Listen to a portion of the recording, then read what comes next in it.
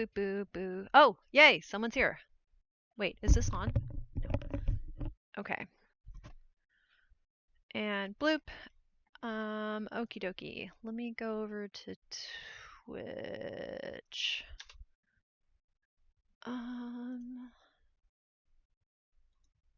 Okay, we're streaming already. I'm actually gonna get a lot of HCatty stuff done this time to make up for some not getting things done. I'm inviting someone new to watch the stream. And why isn't this working? I wonder.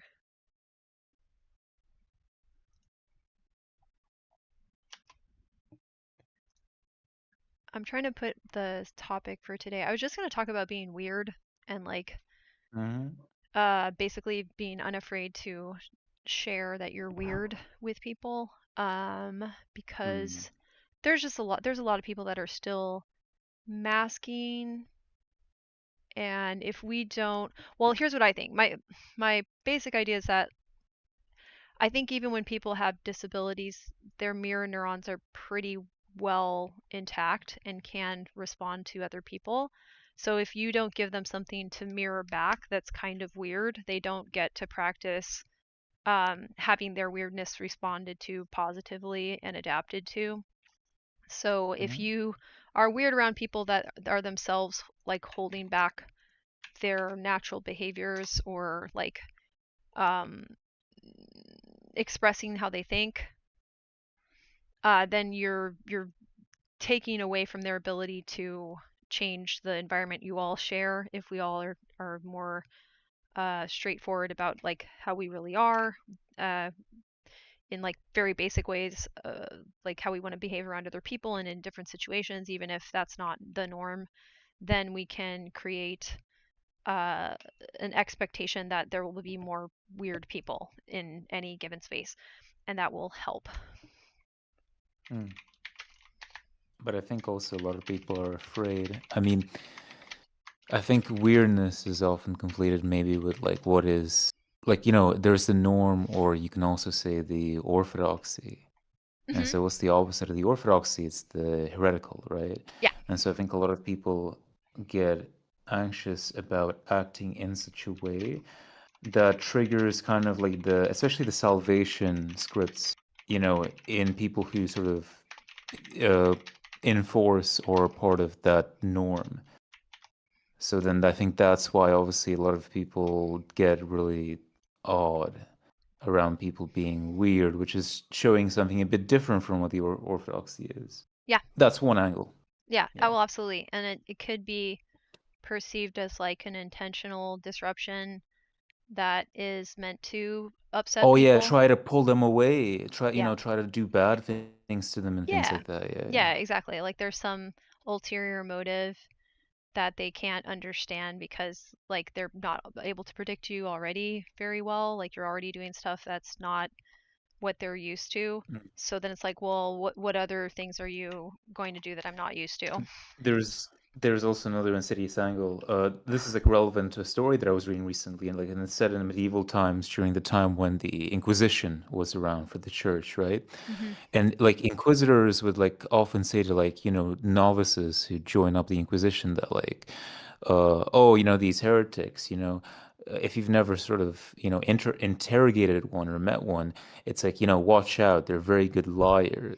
So I think like it sets in this belief that if somebody's acting weird, then oh, they must have an ulterior motive. You know, they're trying to do something bad to you, or they're under a bad influence.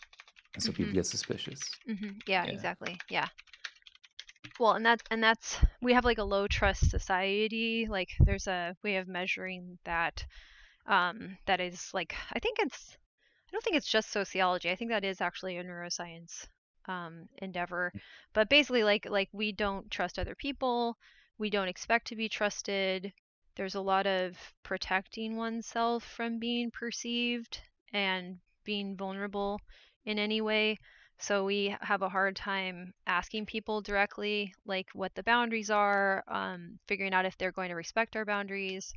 We're all supposed to be a little bit suspicious of others, which, I mean, taken to its extreme is like what Trump is like. So, I mean, if someone wants an argument against behaving that way, Trump behaves that way. Trump doesn't think anyone is trustworthy and likes to publicly show that he's going to strike back against anyone he believes has slighted against him, and it's super crazy. Like it's very crazy. Even if But that's people, triangulation in a yes, nutshell, though, for anybody. yes, exactly, and people can normalize it and kind of get used to it. But we need to be able to like contrast it, and the only way to do that is to have some courage when, especially if you are a weird person. Like there's really nothing I can do to help it, to be honest. Like I checked, I just am, and I'm enough passing for quote unquote normal that people, they can insist that I can change it, but I can't. So I think it's really Same. important for me to like hold my ground and say, no, this is how I am. I know it would be more convenient if I was a standard edition person, but I'm not. Mm-hmm. And that's not to say that anybody isn't unique. But the problem is that the uniqueness is not given currency, really. Like the uniqueness is only valuable if it makes you popular. You can't be unique just because Right. you are. It has to be unique, and therefore you get to compete. That's weird. Like, yeah. Well, I mean, it's about social validation feedback loops for the sake of creating an identity. And nowadays, it's the Yeah. profilicity. It's curating a profile because the higher a profile you have, the more security and stability, right? Yes, exactly. I mean, I think with this, right? It's like how you go against it is. Oh, hello. Oh, hello. It's Okay. just humor. Humor is one thing. It's ways to break apart their attempts to try to make things less weird, I Yeah. think. Yeah, humor helps a lot with that. I think clowning, all these art forms that are a little bit louder, or I guess more vibrant. Silence as well. Yeah. Yeah, exactly. But contrast is helpful. I think when people flatten things down, it really does rob everything of its color and its I guess dynamics. So to make a more dynamic situation, you kind of have to readjust and recalibrate people's expectations for things to be really really dynamic. And that's what I really am advocating for, is like the current environment wants you to be a product, and therefore you can't be very dynamic, because it would be weird to have a cereal that doubles as like soap, like that would Mm. be odd. So but we as people, we do have quite distinct facets of ourselves that, while they have relationships across genres of activity, they may be very separate at times, and that's uncomfortable for our current like way of consuming people, the way of understanding that people exist. We have to see them earning money for existing, which is getting to be absolutely nuts. Yeah. Mm. And hello, Lilith. Hello. Love you guys having these chats. It's awesome. Well, I think I just got here. mm. I think a lot of people also, so they can't stand this challenge against the flattening, or I was seeing it in my head now. It's like they can't stand ambiguity. When more things are mixed, or when you are shown the complexity of what a person is, of what existence is. I think a lot of people, specifically, why they don't like that is, I think often they still have a morality-based system in their head. And so they'll see things that are quote unquote, the things that are bad, the things that are immoral, and they push more and more against ambiguity and against what you're espousing. My OBS farted out for a second there, so I heard Oof. most of that, but I lost a couple of sentences before you just finishing off your point. If you wanted That's a to, Bright Spear classic. yeah, Always I say something. and then yeah. Hopefully it Yeah. I stops. mean, the general idea is basically, yeah, people don't like ambiguity because, yeah, I think of like especially like a morality, good, bad sort of Mm-hmm. dichotomy. Yeah. They don't want to have the bad things in anywhere close to them or especially associated with them because they're conditioned that in the world that they get raised into, they're a part of, the bad stuff is, it's the bad guys. It gets cut out. So I don't want to have anything to do with bad things. And so they don't Yeah. stand ambiguity. Yeah. So, Yeah. so Yeah. yeah. I think that's fair. I also think like bad and good somehow never really get to clarify like health because there's an idea that something should be unhealthy as punishment, and I'm like, oh, that's an odd take, or something should be injured as punishment, and I'm not a big fan Mm-hmm. of doing that. But the thing Mm-hmm. about doing that is like it's a signal for other people to see that you've been willing to injure or make something ill through neglect, and you could do it to them. So you're really using that person as like a signpost, like you're putting the head on a spike in front of your castle sort of vibe, which is weird and creepy, and I hate it. um, and I mean, yeah, like it's such a strange environment we find ourselves in right now, and I've realized like as things have changed, I really don't want to be exceptionally well known. Like I would like to be more stable and in an environment that's safe to be known in, but that environment is not the one we're currently in. Um, Mhm. which is one that doesn't even I don't know. I think the environment doesn't particularly like weirdos who are still likable. Like I don't think that's the goal. Like the goal is to actually promote the weirdo that is embarrassing, not the weirdo that is dignified. Like we don't have a lot of high dignity weirdos right now. And Oh, right, I because of cringe culture. Yeah, yeah, yeah. yeah. So that's odd to me. And I think of myself as a very dignified weirdo. That's where I'm at. And I know it. And I'm good with that. But yeah, I don't know. Like it's very boring, I think, to have all of your efforts be transformed into being attacked and making the other guy look like a jerk. Like, I mean, how many times can we do that story before it's like, well, I would like to be doing things. Like this is wasting my time. Like um and I feel I've gotten to do that online a little bit, and I'm glad that I experimented with it, but there's a point where um I just have to start talking to people that get me, and those people have limited resources, but some have more resources and may be open to building entirely new forms of uh, hanging out and doing activities and new spaces that are required for those activities to happen. So there's room for things to get better. It just has to be away from the structures that already are dominating the landscape online, and that's a whole thing. Jamie's in the chat. Jamie says, "Is it marketing to control indirect sales when they say good, bad, fat equals bad, muscle equals good, but yet life itself encompasses both? And if you were short but had 200 pounds of muscle, even on your small frame, even the muscle is still going to be putting weight strain on your skeleton. Yeah, and everyone has different joint laxicity and whatever." um, Health topic binary example, lots of sugar demonization at the moment, but it seems to come from people who wish to profit when they're telling someone not to eat by X, but yet they're also selling Y. Yeah, that's typically what it is. It's like it's a it's an argument to replace one standard with another standard, but the standard is still purchased as opposed to some other method of sharing the resources or growing resources.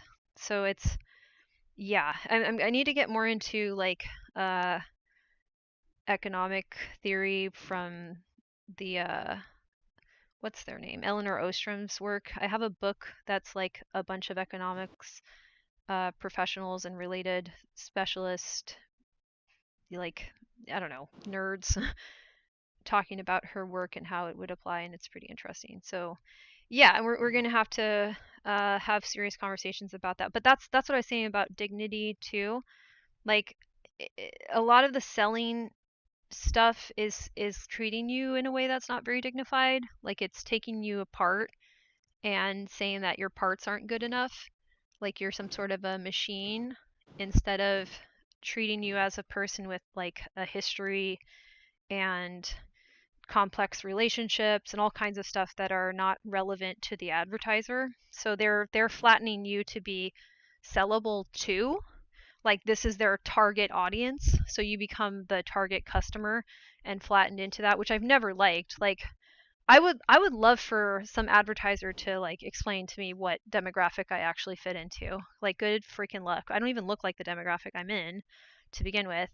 But secondly, we can't see ourselves as consumers to this like insane degree that we've been asked to. It's not even possible. We just don't see ourselves that way. So, and it's not because the advertisers know something about us we don't. They just are ignoring all of this information in order to flatten us into a consumer for their, I think, their own comfort level too. Like it's pretty weird to treat people that way. So just they must have some mental barriers that they've installed to do it. I think like the main thing, they just want to maximize profits, right? Is Yeah. they're trying to convince you that the good is like the valuable, and so the valuable they try to turn it into commodity, whether it's like health supplements or whatever. And if people don't question that, or if there's more to it, then they will keep buying it because it's a delusion that you build upon, right? Recursively. Yeah. It satisfies a longing for more security than the world is giving us. And I mean, I can't put myself in the heads of an advertising executive. I genuinely think incompetence explains more things than malice. Um, and that people with malice use the incompetence in others to permit them to do more malicious things, but most of the people are actually not malicious.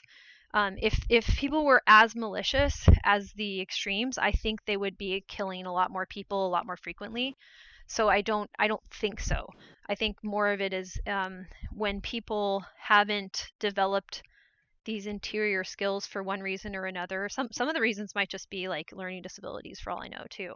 But they're being exploited by a malicious person, but the malicious person isn't like a mastermind. The malicious person is if anything kind of how do I put this? Like they're developmentally stunted, and this is how they get their needs met. So it's better to think of them as like a mutant baby than an evil You villain. talking about the advertisers or the average consumer? The advertisers, like, and not all the advertisers, but Right. there are definitely malicious people within it. But I think a lot of Mm. the people within it, it's not so much that they're the malicious personality type. They're more dissociated and unable to ask deeper questions, so they're useful for how little they introspect. Um, yeah, I and also have yeah, like another low lens with that. I mean, I hmm think like an advertiser, just like any of these corporate guys, I think it's like simpler in some ways. The simple thing is, they like the money for various yeah, reasons. They want to see the numbers go up. And then it's like they will try to set up a commodity chain and basically take it in one direction as much as possible, hmm using all the tools at their disposal, right? Hype, and then like a new advertising campaign, hmm and push that to the limit to get the number to push up as much as possible. And the reasoning behind that, I think, is it's they're hooked perhaps on the dopaminergic kind of reward system of yeah, it gives a supposed tangible reward, right? The number goes up, and so, oh, this is real. I'm affecting the world, right, maybe. right, yeah. It's giving them something that allows their system to feel regulated. We can just like even make it that simple, that Hmm. they Yeah. feel like they will be able to regulate in the face of uncertainty better with this Mhm. behavior. It feels adaptive to them.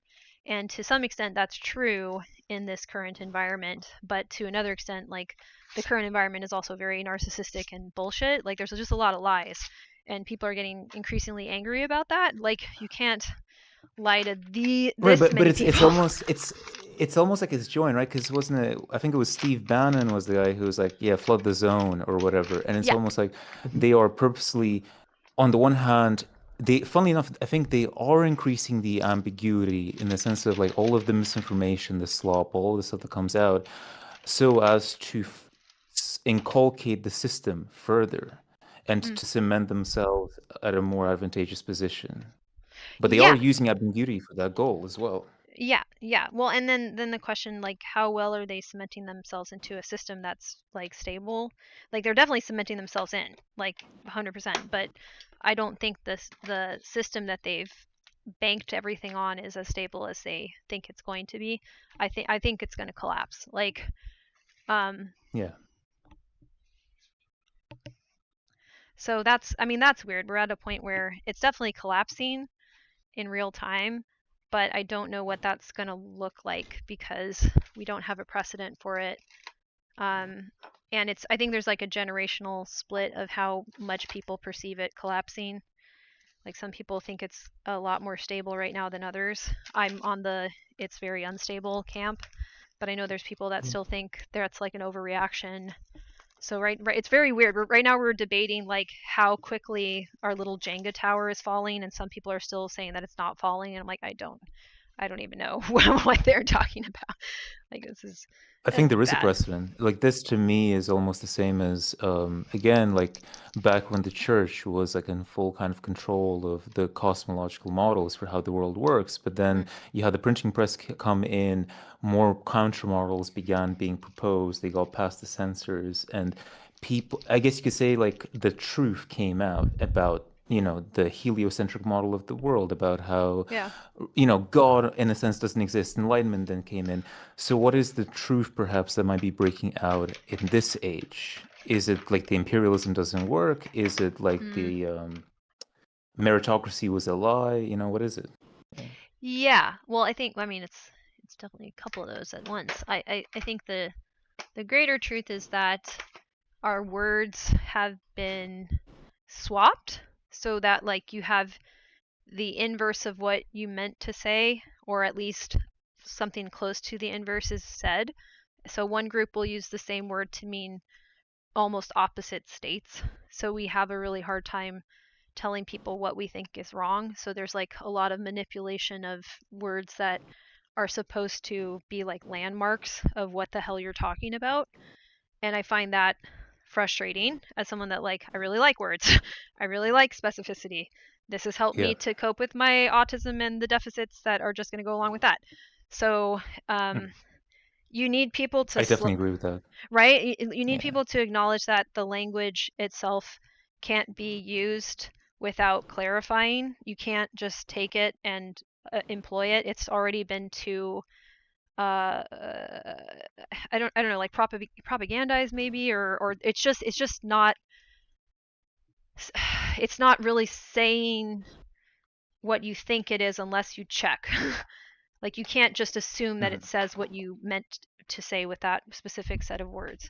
And that's frustrating for a lot of people because they're like, oh, I don't know what you're talking about, when you start getting into deeper concepts, because you just can't use the standard edition vocabulary, or you'll end up talking about things that you didn't intend to because it's already been employed to mean specific things to, like, cult groups or as political jargon. It's all been yeah, like I wouldn't even say it's been confused. It's confusing on purpose, because then you can shut down arguments by saying, well, we already agreed on these terms. And I'm like, well, no, we didn't agree on those terms. Can you define them? And then they say, are you calling me stupid? I'm like, I wasn't. But so if you ask people to clarify their terms, we've talked about this several times, but it bears repeating. There's people that just get angry that you're asking them to confirm that you're speaking about the same concept with the word. And then it's aggravating, because if you don't do that, like, most of these conversations shouldn't even be happening without doing that. Like, it's just, we've been given a standard that is false for how we should scrutinize language, and people take it like as an insult that they need to take more time setting up their terms before they can start to say anything at all. But it's just Right. true. Yeah. So I see that as like one of the biggest factors that I want to change, or at least like challenge. It's okay if I think go ahead. because it requires humility. Yeah, It yeah, requires yeah, yeah, yeah, humility, yeah, right? yeah. And it's okay for there to be a learning curve when you're talking to somebody. And in fact, I would argue there should be. Like, people should be exposed to enough different fields with different terminology that it takes you a couple of like meetings before you start to understand what somebody is getting at. So you shouldn't impose a meaning on what people are saying before you are confident that you've learned the person and you've learned maybe even their mannerisms based on like neurodivergency or how they were raised, their culture, their like family environment can change how they talk. So you kind of just have to get used to learning people one at a time.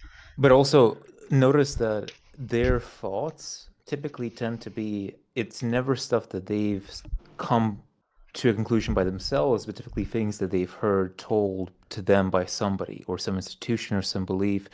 And I feel like this is tied to, for like a lot of people in the past as now, like to go into different disciplines, to sort of do that thought, to go for the humility of kind of like questioning your, your preconceptions. It's a lot of gatekeeping is being done around that. Like in the past, it used to be like for the average person, right? The reading and writing was gatekept from them, Yeah. and there was a lot of questioning of like, why would you need that? What good would you ever contribute if you learned these skills? And I get the feeling that it's the same thing even now, like in probably academia or just in any like sort of like complex discipline, there probably is a lot of gatekeeping still on the average person. And so then, but it's almost like by design, because then it funnels them to these like appropriate priest class to tell them what to think and what to do and how to respond, right? Yeah, absolutely. That your mission in life is just to listen to the person that you were told to listen to instead of something much more. Your intellectual superiors. Yeah, exactly. Yeah, yeah, because that's sort of the idea. Is they're like, well, who do you think you are? And I'm like, well, why would you know? Like, you know what I mean? Like, such a silly sort of question when you break it down. When somebody's like asking you why you feel entitled to learn, I'm like, well, like, what else am I supposed to do? Like, that's what my brain does. So I think it's dehumanizing when people can't get these like basic communication skills that help with learning and expressing what you know or think you know and why you think you know it. Like, you don't have to be right. You just have to be coherent, and then we can discuss. Because in this society and a lot of thought, people don't have this inherent understanding, or they're not taught this, that wrong answers are not they're not meaningless. Right, Right? exactly. Yeah, they're not. They're explorations of what you currently can do and how you're doing it. And that gives you an opportunity to be like meta aware or to be introspective and use that to like develop new skills. If you're introspective successfully, it should lead to you developing skills that are ready to be developed. You can't develop skills that are nowhere near the point where you can start to build on them. You have to have a sense of where to work from.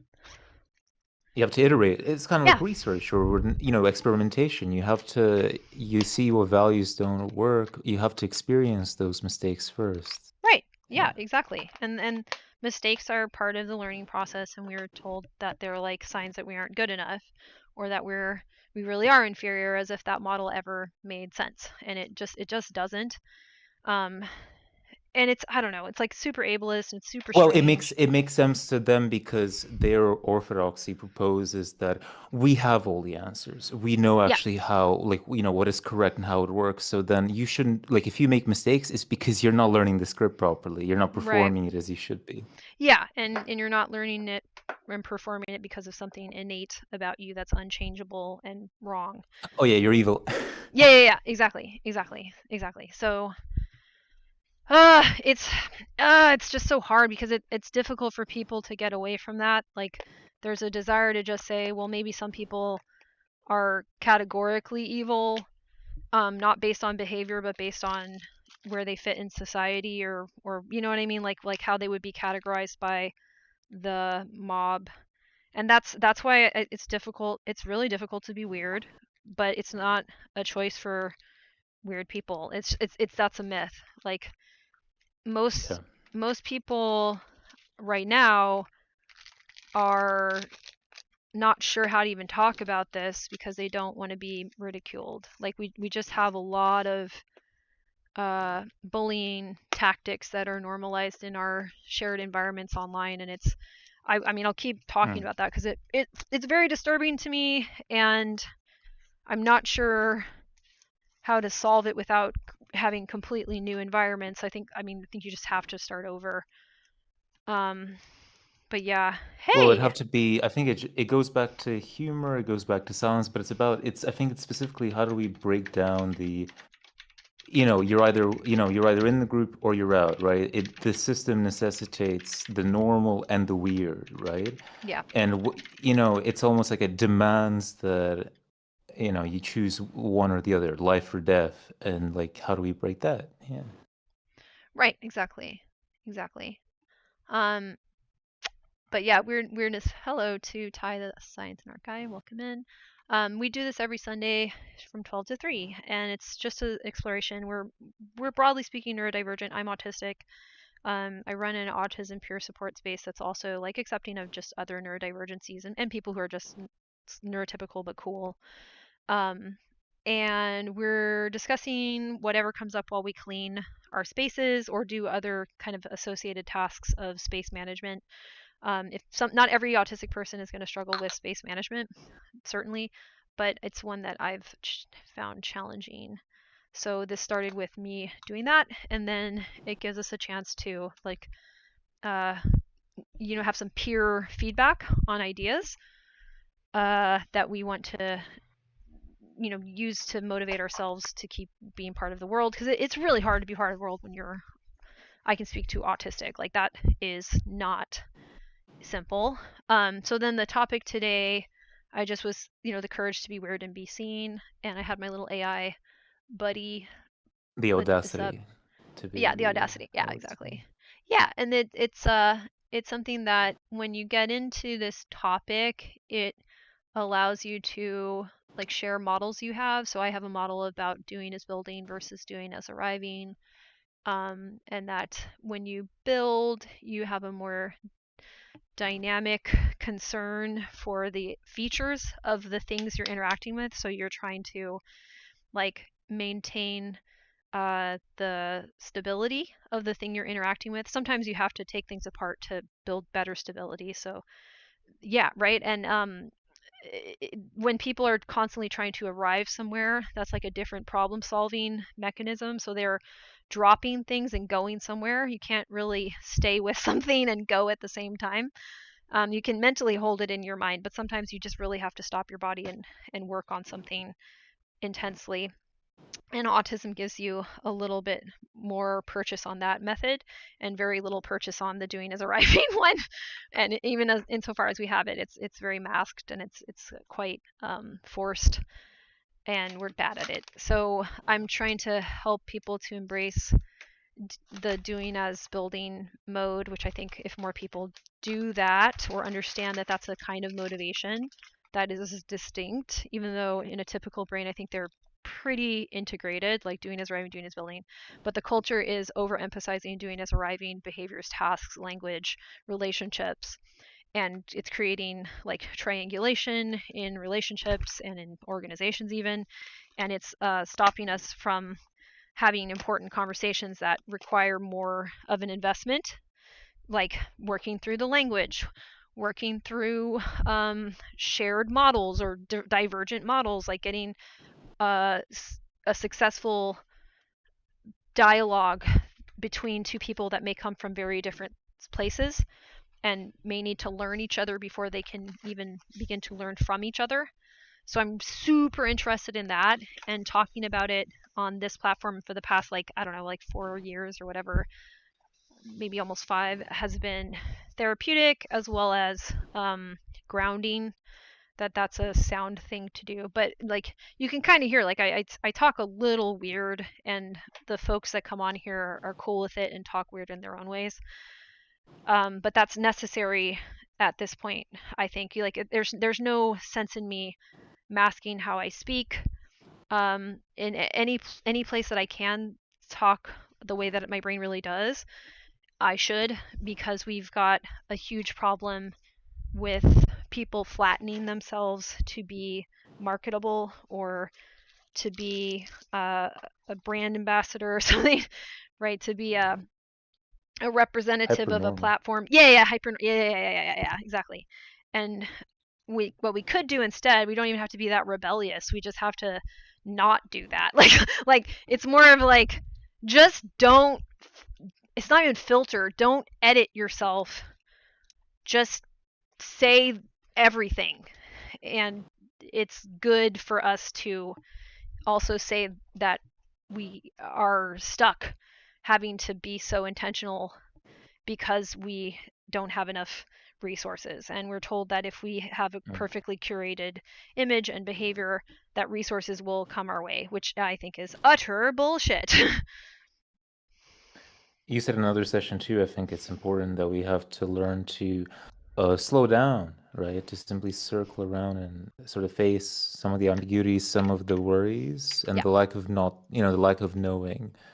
And because I think only in that circumstance might there be like a bigger national, a bigger, sorry, like global movement could start up. Like, for example, I think the only thing that would get governments to listen to people would be if people actually, collectively were like, we're not going to work or pay rent Yeah. if you do not listen to these demands, Yeah, right? exactly. Yeah, we're going to have some sort of a real strike.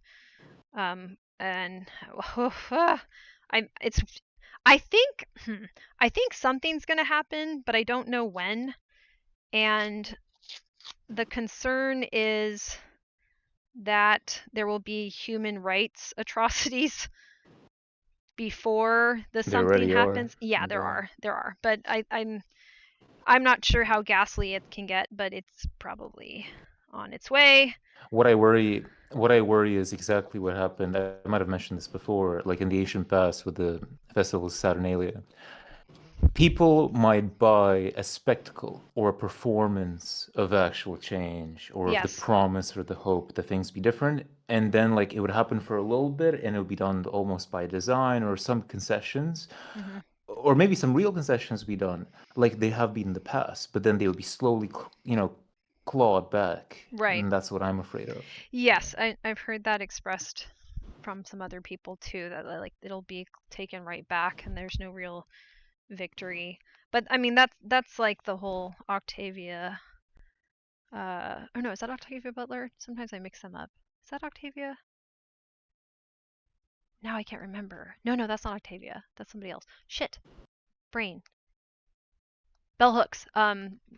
Master's tools will never uh dismantle the master's house, so we can't like Sounds right. win. Yeah, win in their system.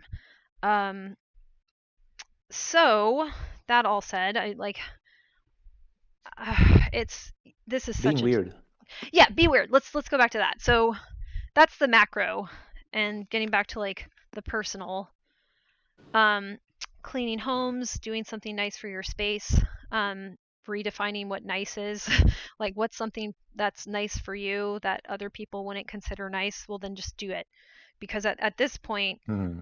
there's Fresh no, air. yeah, exactly, there's no room for you to express yourself in the current structures, so you have to make a space that is radically open for you, even if it's small. it, the scale doesn't matter, the shape is what Oh, matters. one of the things is perhaps like reducing that pressure of arriving or of approval Yeah. economy by, at least to me, it's like maybe I'm not always good at this, but like, 9 o'clock, 9 p.m. Maybe I switch off like the electronics or no, not standardizing it or routining it, but just giving yourself maybe some moments where you're away from maybe Yes. the digital, but then just like this internal panopticon that you have in your head. Yeah, exactly. I think that makes sense. I also think like getting away from the digital landscape right now is, it's challenging because there are parts of it that are right for you, but they're mixed in with garbage. So the parts that are right for you are coded in garbage. So you are wanting to be with those parts, and I think honoring that, but also saying that like, unfortunately, in order to hang out with it, at the very least you're going to be smelling garbage, if not being handed a plate of garbage. So I think there's also room to be angry about that, and to be imaginative about what it could look like to have an internet that brings you to information without making you sit next to a pile of garbage, because it really does. Like, it's the comment sections are a pile of garbage, the recommendations are a pile of garbage, the algorithm is a pile of garbage, the advertisers are a pile of garbage, and it's okay to acknowledge that and be angry about it, like, because it's like the Library of Alexandria buried in fucking garbage. Yep. The the intellectual streams are polluted, like some philosophers. Yeah, yeah, exactly. Right, there's a lot of slop, right? And again, it's like it's part of the strategy too. And I mean, like the LLM models, right, don't exactly help. But on the one hand, you know, like at least in China, right, they used to have this idea, the same character to spell opportunity is used, you know, for crisis. So on the one hand, perhaps there is a way where one can transmute like a lot of this mess with like a continuous exercise of discernment and of Yes. learning how to maintain a hygiene, right, of sorts. Yeah, I think so. I think it's like, think of it as pruning, right? So you're always going to be this growing like plant or flower or whatever you want to think of yourself, tree. But you can have areas where if you grow in that direction, it will unsteady the whole root structure. You'll have too much weight in a direction that is too far away from the core of what you are, and moves into some area that's like just not as stable or safe for you, and or Yeah. even neuronal pruning. So you're a gardener. So think of it more that way. And Yeah. it's not being mirrored by the society, like that metaphor isn't being reinforced. But if you can find spaces like this that reinforce it, or you can find other metaphors that are working for you, then you can take that on and tend to it. Yeah. Right, because there's another angle, right? There's the you've got the observable facts, right? Mm-hmm. And trying to sort of like garden based on what you see and the results that you get from your actions. But I think like narrative, which perhaps is like how we understand these facts, how we interpret them, is also equally important. And so then taking not control, but rather taking agency in shaping your Yeah. own narrative and Yeah. not one that's given to you. Like obviously borrow, you know, use any ideas that you get, but then come up with your own, right? Yeah. Taking, I think it's like a responsibility, and like Ty was saying, like if you're able to feed parts of yourself that are helpful instead of parts that aren't, and the parts that are not helpful are like casting a shadow and taking away from the let me think for the right word, the connecting that you could be doing with the parts that are deeply resonant with Hmm. you. And you don't have to think of it as like a sunk cost or like a zero sum or any of these things.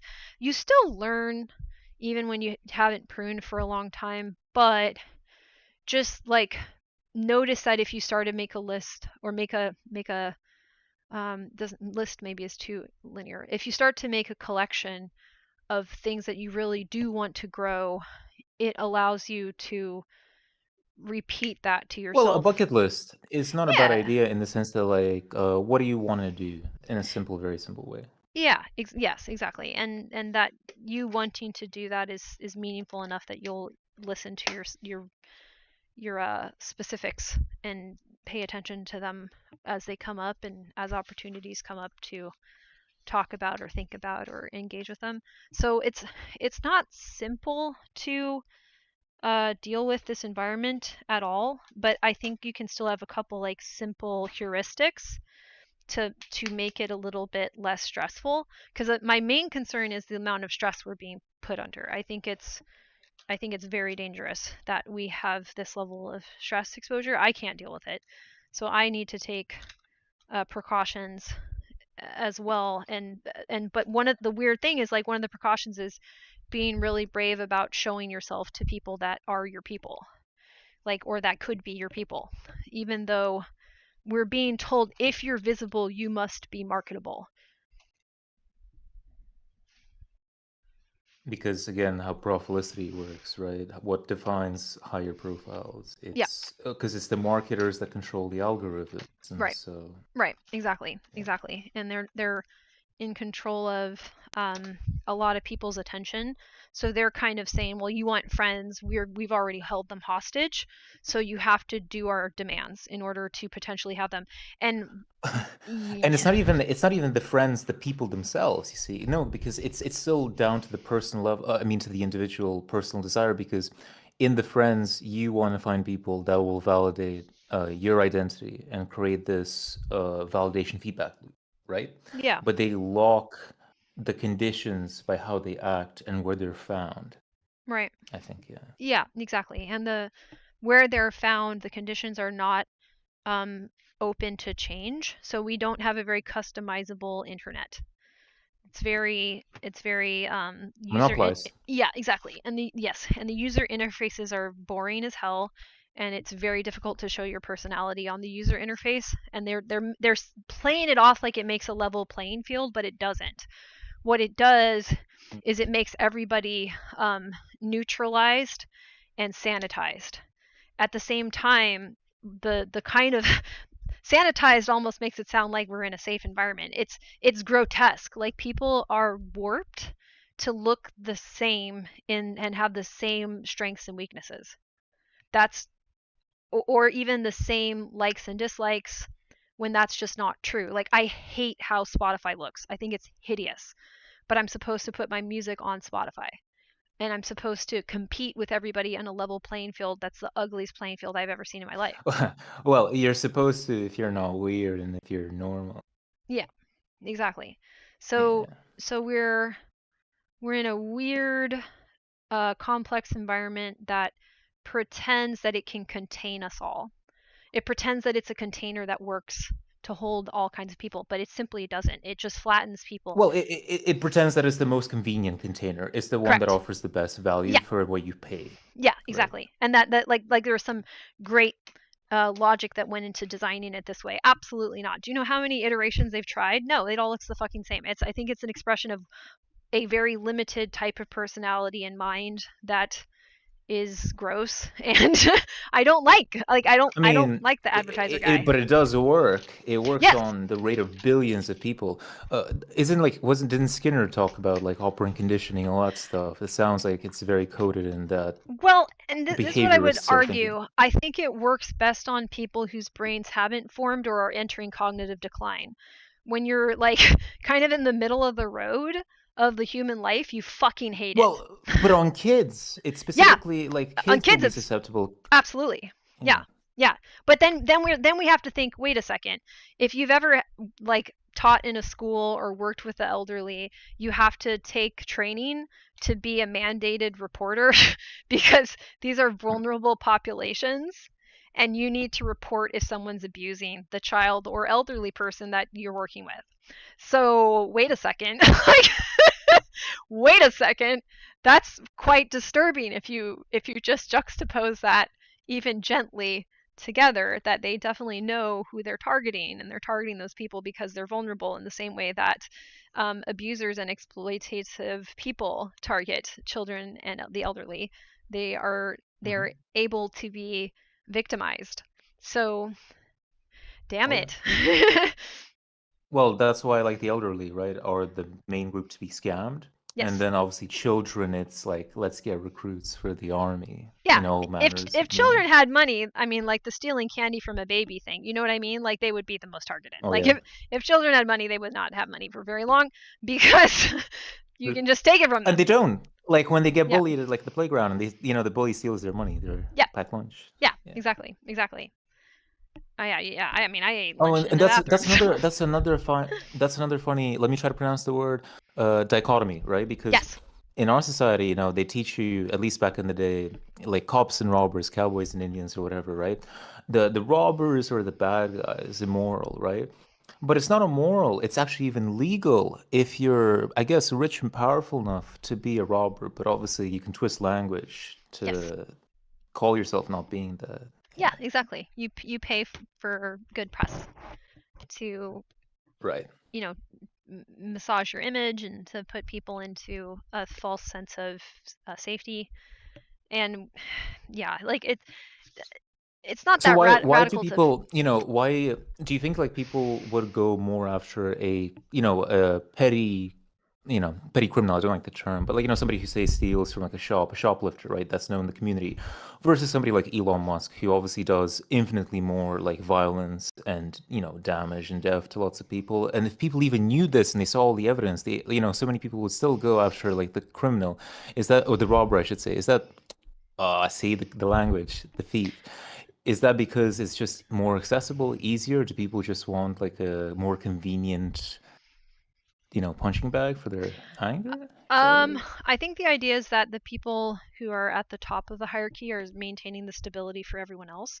So if we take out Elon, he'll try to take all of us with him, is why. Whereas the Oh, right. petty Yeah. criminal cannot do that to us. Yeah. Oh, that's literally when, like, in a story and the villain is like, oh, if you kill me, you're gonna be just as bad as like the bad guys, or you're gonna become one of them. Maybe that's part of the reasoning, that it would damage you as well, and that's their hope, that you don't hurt them. Yeah, I think okay, if people were completely honest, which would be difficult for some reason, we are afraid of these super wealthy people. We are afraid of Elon Musk. We are afraid of Jeff Bezos, because We are. if we try to take them down, we don't know what they'll do to us.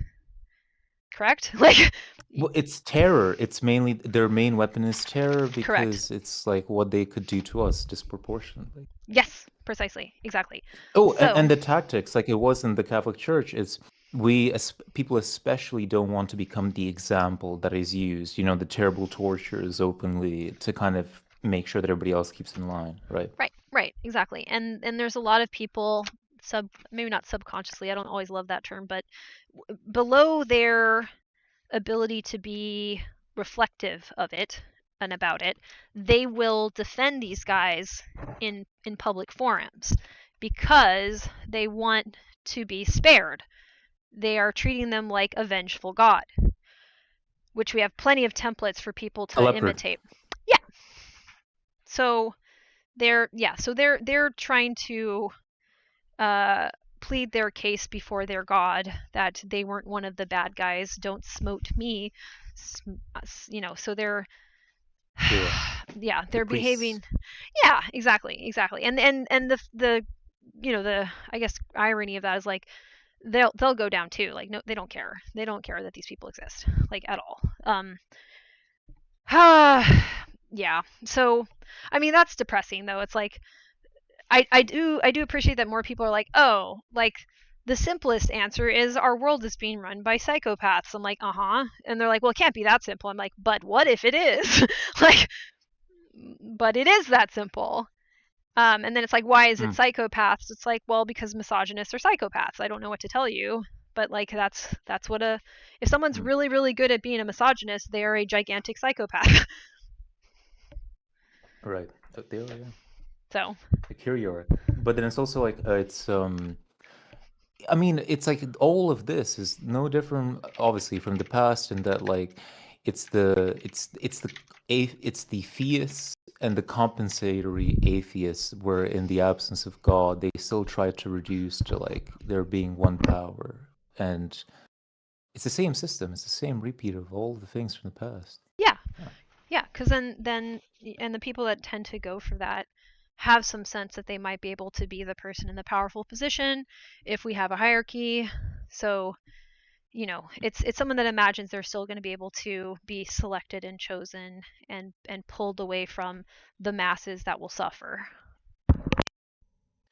Well, yeah, it's because it's like it's warrior, or like maybe warrior culture, the way that it was seen as, in that, like, the person willing to be the most brutal, to climb over the most bodies, deserves the word trophy comes from the Greek word tropheum, right? And it used to be like this totem that you were fighting against like the other army, and then you'd pick up spoils from fallen enemy soldiers and put them like in a big totem pile and present them to demoralize the other side. Oh, really? So it's almost like, oh yeah. So that's the idea there. Because then like once you win, you then not only you get the spoils, you write history, you get security, supposedly all that you want, right? Mm-hmm. Mm-hmm. Mm-hmm. Yeah, you And become that's what the attracts author. men, especially. Yeah. Yeah. Yeah, absolutely.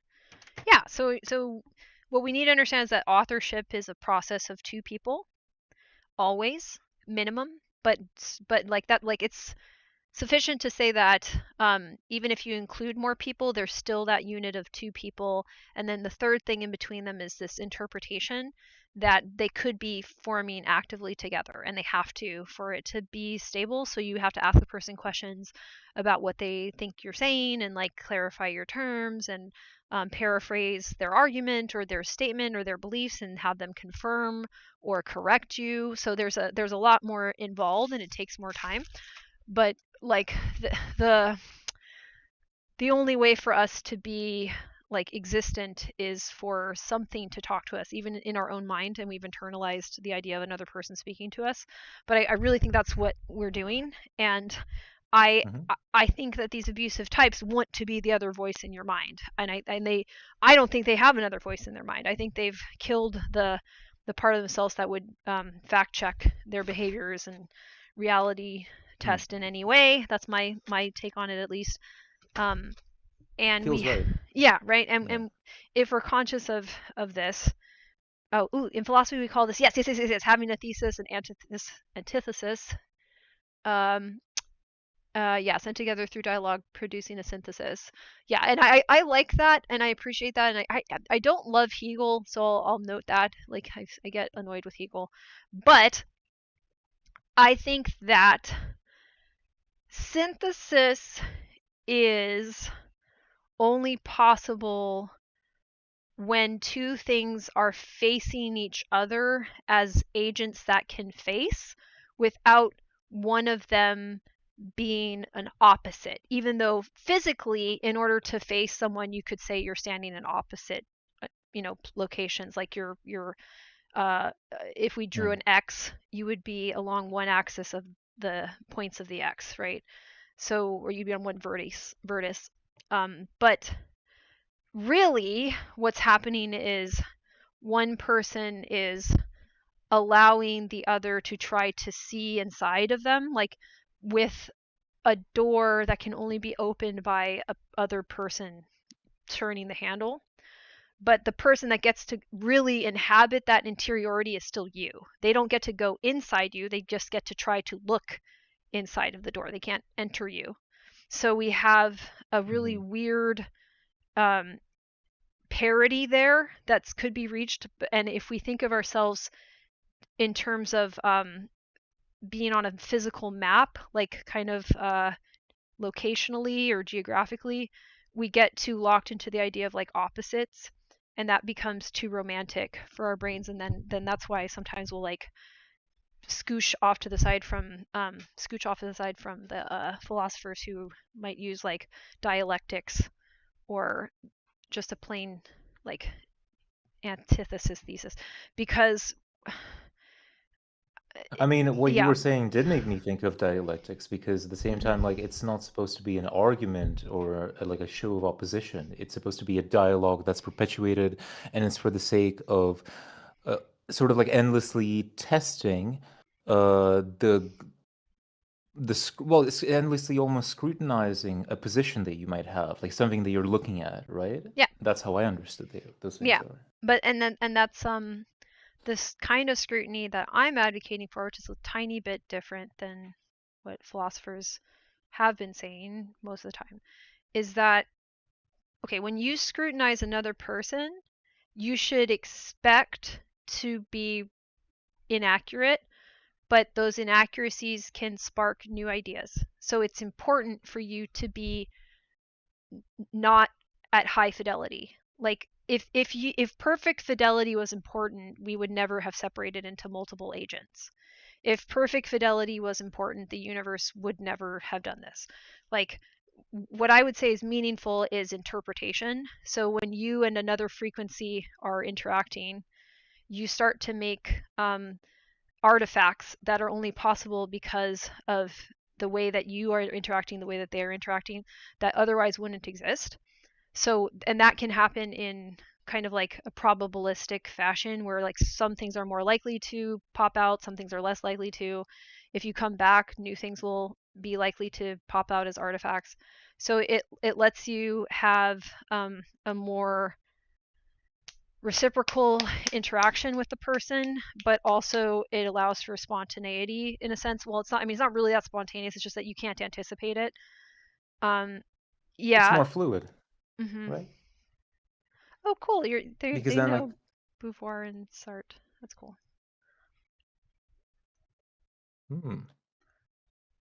it's almost like yeah, it's more fluid because I think, like, I was reading, I'm still finishing like Hans-Georg Müller's book on like the different. It's based on social systems theory by Niklas Luhmann, and then all that stuff around what was it?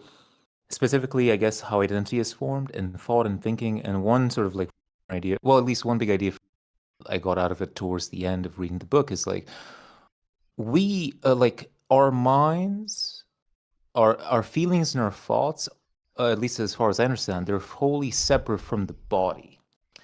And so this thing is that we don't know exactly one to one, like we can't sort of like extrapolate then in our thoughts and in our thinking what the body is telling us. And then further in communication, it's impossible to say exactly what it is that you believe something to be, or rather what you experience of the world, if I remember correctly, if I'm paraphrasing correctly, but maybe even just like what you think and feel. You can't convey it exactly one-to-one with the reality that you're experiencing internally and externally.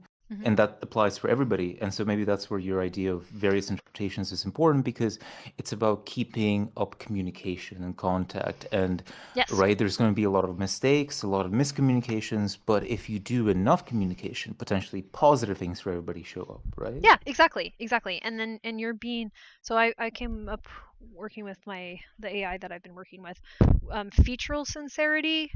So the principle is that you identify features that you think are present in yourself, in other people, in the world, and you communicate that sincerely.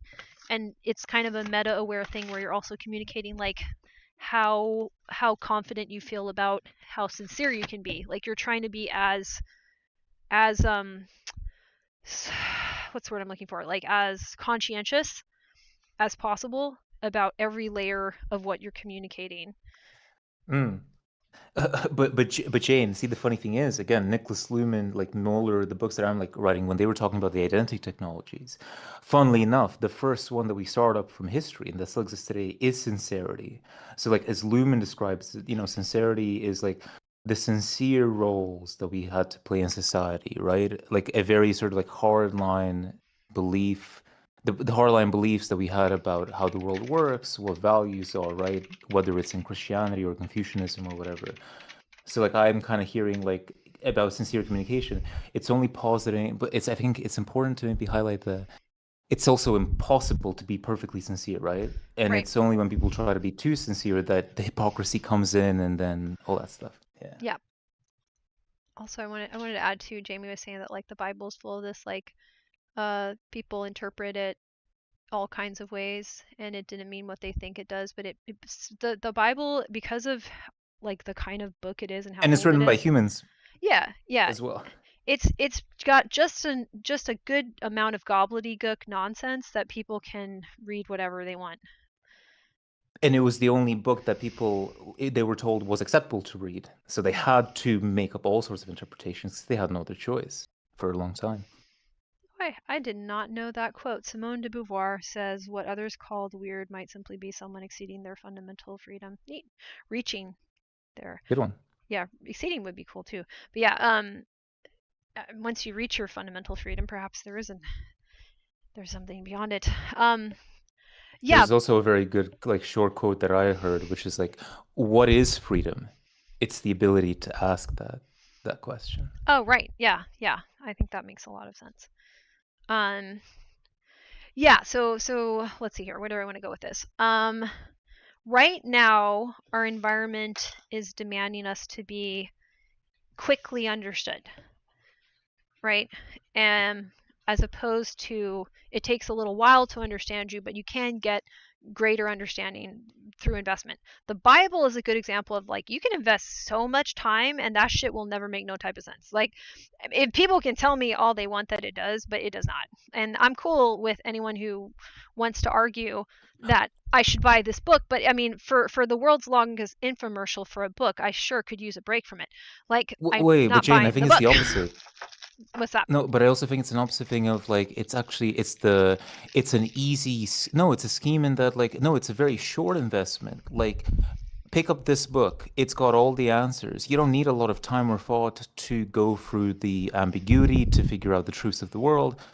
And that way you seem confident and certain and strong and in a good social position. So it's like the opposite of like needing to put a lot of investment, no? Well, I would argue if you meet these people that are wonks about it, that is all they do is is compare things to what they think is a biblical guide or something. I don't know. It's like some sort of Bible wisdom.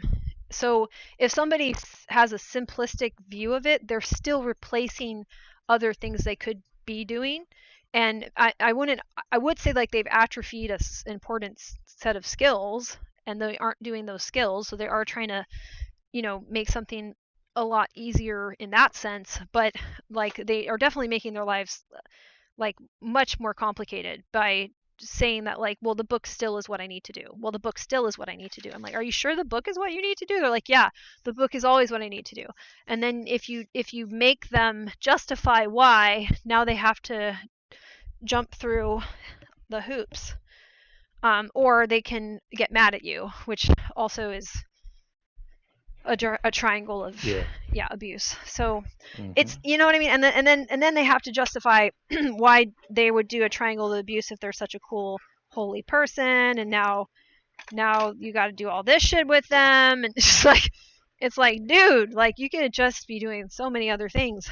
So I do think it ends up being like an all-consuming thing. Yeah. So back to being weird. Ooh, oh, that's cool.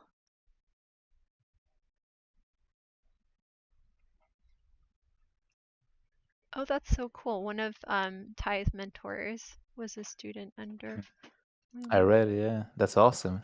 That's That's really cool. I've really been getting into the weeds of like, and then it's tricky because I've also have found that there's some mistranslations from the German, and that maybe bring me up to scratch because I used to learn German for a long time and perhaps begin like reading his Nicholas Luhmann's sort of social systems theoretical texts, but they're really, really kind of it takes a while to get through them from what I've seen, but they seem to be very.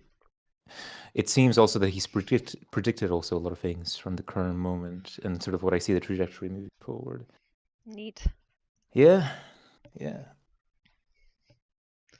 It's funny, all this weird talk is just like at a kind of a good timing. Like yet again, like I had a random call from my father, and then I've not been in contact, and I'm thinking maybe I'll perhaps kind of try some small bits of contact again from having been no contact, right? But Yeah. my father, for example, he's an example of a religious fundamentalist, for Mhm. example, right? Mhm. And this is going to be like an interesting sort of experiment to see how I could like maybe little by little with some experimental approaches try to see if I can open them up to some of this ambiguity. And I'm doing this, as you said, I need to have the audacity and courage to do this because I felt firsthand where in that triangulation place, they tried to, I mean, they use violence, right, against you Yes. because obviously they were seeing it as trying to save me, Right. right? Right. So, Right. Yeah. Yeah. yeah. Yeah. Exactly. And I think okay, that's going to be reflected in the behavior of people in our society at large. There's going to be some outsized physical responses to people challenging the status quo. I don't Mm-hmm. imagine it's going to be always very dramatic, but I think you're going to see people having visceral responses to people that are weird and challenging things. in ways that they're not prepared to engage with or interact with, and that's something that we can't take personally. And to bring it back to neurodivergence, right? Like, because the advice that I've gotten from an older mentor of mine, and like even sort of said similar things. It's like you want to focus on things that don't trigger their like approval or arriving like systems. Like you just want to focus on on some building activity in the present, or you keep it very minimal or very sort of like simple. Because because why could I not do this as a child, where like, or just earlier on, where lots of people seemingly there's lots of fights like this in the family, maybe not as extreme as this. Like, why did I sort of was not able to do this? And because I was treating this dysfunctional system, I was building on it. I was obviously seeing it from a building perspective. So I took things literally, right? And then that kind of also put them in a certain. So you know what I mean? It kind of didn't work out in my favor. Yeah, exactly. And you didn't have a shared vocabulary to like point out the process yet. And I mean, a lot of what I do is develop language to point out the process that we're stuck with. And so we can make some intelligent choices about how we're going to engage or invite people out of it and into a language new is paradigm. one thing, but it's patience is the huge other one, not only just from you, but from the other side too. Yeah, no, that's absolutely true. Yeah, and people have been told that if they slow down, they're going to fall behind. So getting people to think patience isn't a threat is another problem, which I'm sad about. Like, I wish, like, if I could communicate something to other people and it just stick, it would be that, like, just stop. Just literally stop. And then, and even if you feel bad while stopping, know that you were not destroyed by scared. it. They're afraid. They're terrified because the propaganda, the advertising. Like, think about all the limited time offers, the things from birth that you're like told, if you don't do this right now, if you don't pick up this thing, you know, you're going to be missing out. Right. And I think, I mean, the I don't know if it's irony, but like the millennials and even the Gen Zs at this point were fed a lot of that and they got nothing for it. Like there's a lot of people that are like, I did all the stuff and I'm completely financially insecure and I can't see a doctor. Or, you know, like, or you know, other circumstances that were not supposed to happen if you did what you were told was the right thing to do. And I it's a little bittersweet for me because in some ways I'm better off than the people that were able to do the standard like life plan that are now saying like it got me absolutely nowhere. I didn't do that. I kind of rejected I'm one it. such example, by the way. I went for uni, and because my folks told me I got 50K of debt, the only way I'm kind of floating now is because I get the disability benefits. Right, you know? right. And I don't have college debt because I left to go be a ballet dancer, which, you know, had its own costs and everything, but I was able to do it, and it definitely was like a lot less financially taxing than going to like a major university. And now I get to have it's a scam. Yeah, exactly. I get to have a title that says I'm a professor, so that's pretty cool. And like all you need is the title in this world, like honestly, like, and if people want to scrutinize it any further, I'm like, well, or it's not that it's the markers, the symbols, the heraldry of like, because you know, in sincerity, right? Like in the past, the idea of nobility or the idea of honor was specifically around the feudal fealty. It's like, you know, the nobles were the people who supposedly showed the greatest amount of service to the great big thing, you know, the king or god or whatever, right? Right. And so that's why like people obviously are, you know, it's the reason why people like, you know, want to claim heritage to like you know, like a you know, a more noble or honorable country or ethnicity, or their own family members, right? Yeah, no, absolutely. And we're told that some people just don't deserve for things to get better, and the Because fate. Yeah, but the problem is we're running out of scapegoats. Like you can't say like those people deserve nothing and have almost everyone in the population ending up with nothing, because then they're going to be like, hey, wait a second, I thought some of us were the chosen people. Who the fuck is left? to be that. Not that that should have been what it took for us to have this conversation, and I think that's actually uncharitable, and that it's been more complex than that. But we have a chance now to say, like, why not us? Like, why aren't we the people making decisions? Because we've experienced how these decisions actually impact the vast majority of people, and there's no group that is being spared at this point. And even, I would say, like, the billionaires are becoming complete psychopaths, and I don't know why you'd want to be a complete fucking psychopath. Like, But I feel like it's something was telling me that things have changed now, or they're different in a specific way, where because of profiles and algorithms and how we curate profiles and identity, it's not like in the past where it was like a sincere division of roles, or it was, authenticity in your authentic self.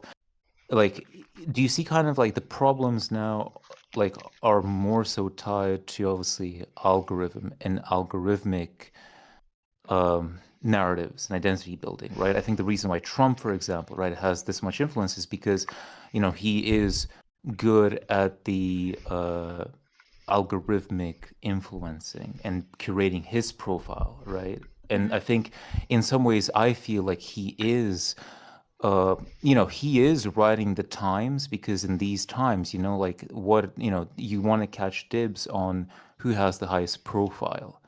And right. so then it's not about what it is, it's not about observable facts or anything like that, right? That doesn't stop your average Republican or conservative the way that I see it, or I mean, from literal evidence, but they obviously care more about how something is seen as being seen by other people, second order observation. And then that's controlled by whoever controls the algorithms and how information is spread online, right? Right. And that gets back to my argument of the algorithms themselves are within an environment, like a digital neighborhood or a digital space, that if we could just understand, like, what is the equivalent if we put it into a physical space, like, what would that look like, and understand, oh, it's like a crazy place, like, nobody could be Well, healthy in that no, no, environment. they are trying to make it a replica of the world that they could rule, right? Like, they Yes, are yes, trying to yes, create, yes, you could yes. say, like a peasant class, a Yeah. ruling class, right? And all Yeah, that I think stuff. that's fair. And it's not realistic. I think that's the one thing that people will surprise these people who are kind of the sociopath, psychopaths running the world. Like, they Well, I mean, you're don't right, but really it's understand well, human behavior. sure, but look, yeah, but then look at what they've been doing over the years, right? They have been building huge monopolies on the internet, right? When the internet started out, you had more like websites, people started like more random communities, it was more decentralized, now it's Yeah, becoming increasingly more centralized. yeah, Then you've got the right of ownership being eroded, right? The right to repair being obviously removed from policies. So I don't know whether they don't understand. I think like what they're trying to achieve, they're working quite tirelessly to remove any tools that people have to create a different world digitally, right. I But think. I agree. But Mhm. the thing is, they they've They maybe overestimated. underestimate things. Yeah, Yeah, yeah, yeah. they've overestimated how adaptable people will be to an environment that hurts them. I don't think they understand Mm. what that will do. Like, it will make smarter and smarter people in a way that they do not anticipate. Sure. So they really think that they can just pick a new set of victims, and the old victims won't mentor the new victims. They are wrong. Well, Jane, it's kind of like the events. It's the French Revolution. I mean, I kind of see the precedent of, well, usually a system like feudalism comes in or whatever, and it takes a while for enough pain to become apparent and visible and to break through the false narratives Yeah. for people to begin to even think about, Well, and you know, it's the low fighting against trust it. thing. Like, so the sociopaths and psychopaths are the lowest trust people, I think, in my opinion, in my estimation, on the planet, really. And they don't trust each other. They don't trust anyone, and they don't trust their own wives. They don't trust their children. They don't trust anyone. That is a facade. And when they try to put themselves in other people's shoes, they think everybody is as low trust as they are, and will backstab each other. and are in it for themselves after all. And that makes them feel better about how fucking sociopathic and psychopathic they are. It makes them feel normal to believe that we're like that too. Because what they're trying to do is like it's like a line to quote from Andor. It's very unnatural. What they're trying to do to centralize all this power is so against perhaps like just natural fluid cycles of just how the cosmos works, that like they know they have to oppress more and more to just make an illusion work, right? Yes. Yeah.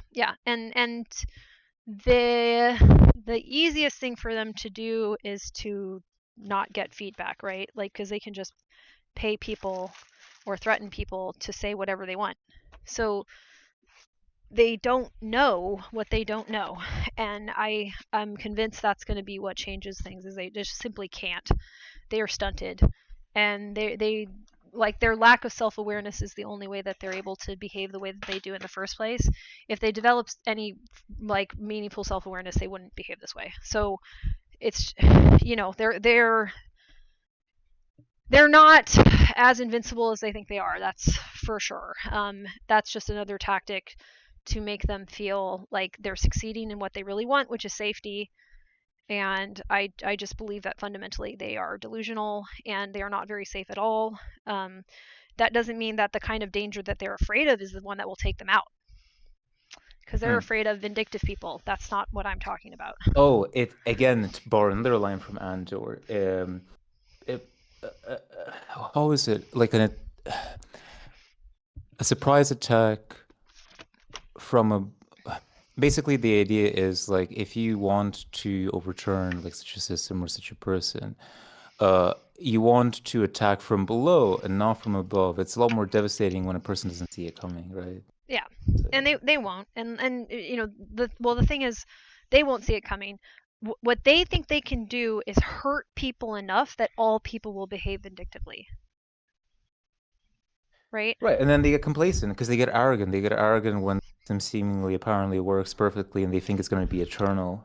And that's exactly when because it's literally, I live this in my own family, like I said, in a very sort of like rigid fundamentalist.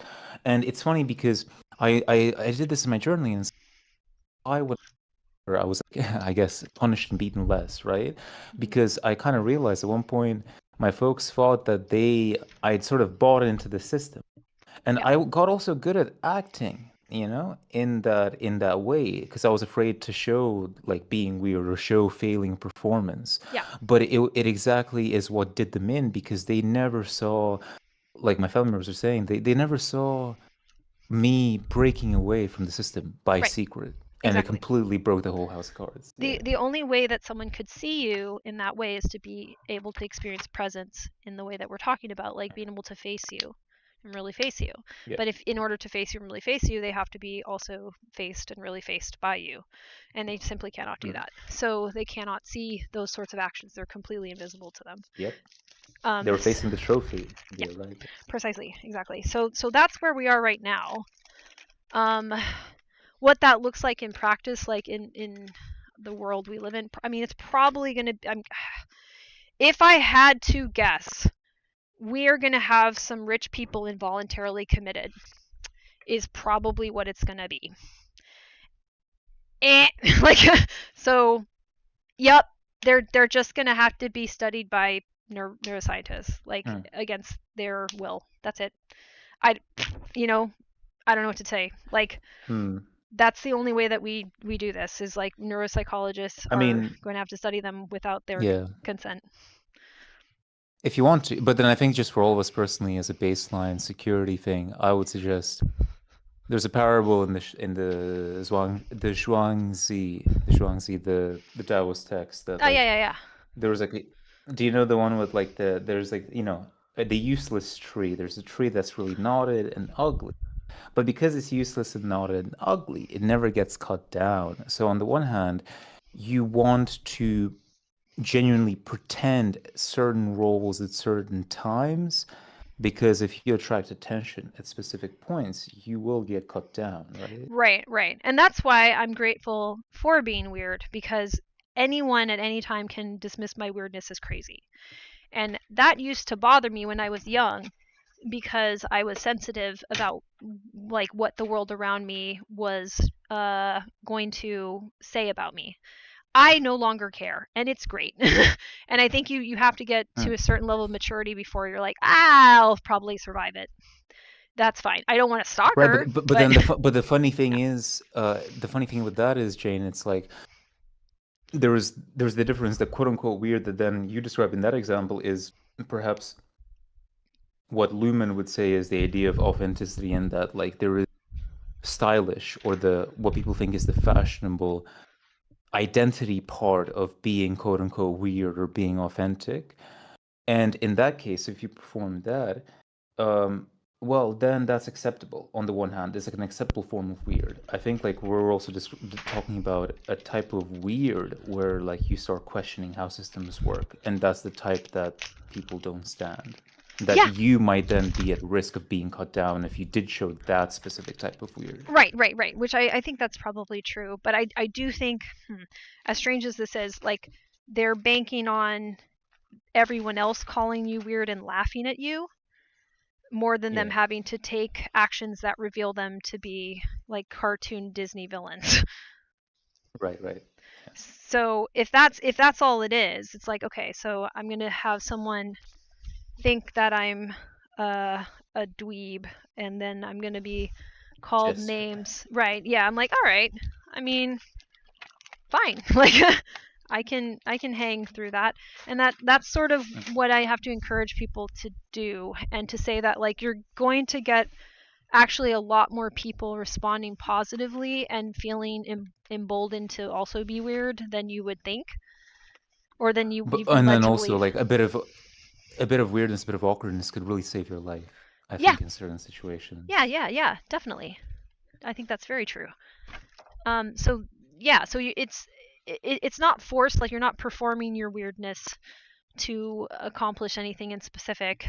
It's do it because it's really there, and if you can be that sincere, then you've already started to reclaim, or let me not reclaim. Let me start that over. There's a different way to put that. If you can be that sincere, you have started to say something that has been removed from the conversation on purpose, which is that people need to meet each other where they really are, and doing things the way that they really are doing them, in order for things to change. Like you can't meet somebody and then interface with the pretense or mask and really do anything intentional. You'll make changes no matter what, but they'll be hella random. True. And they won't be collaborative. So we need to get away from anything that encourages competition, and we need to do behaviors that facilitate collaboration and cooperation. So we need to be cooperative, and it's even cooperation gets used to mean like, oh, are you going to cooperate with me? Well, or else cooperation for the sake of arriving for a goal. Yeah. Right, 100%. So we're modeling cooperation as like an entire and complete mode of working with other people. And it doesn't need to have any, anything before or after it. You can just do it right now. Yeah. I'm excited to ask you about this specifically. I'm sure you'll like to answer me. So for like humor, for example, I'm learning a bit more. I didn't have a lot of outlet for humor growing up. What are like comedians, funny skits, or just what would you say of humor in general? Because I'm a novice. Oh, yeah. So, okay, for anyone listening, I train in clowning, and I'm going to keep training in clowning in the fall in a special school pretty soon. Okay, so here's what I would say. If you're able to show people a version of reality that's a little bit exaggerated, it gives them a chance to process things that, when they're in the subtler version, feel off limits to process. Like for some reason, there's something just bad enough when it's brought down to the level that they're used to, something scary enough that they just don't want to address it.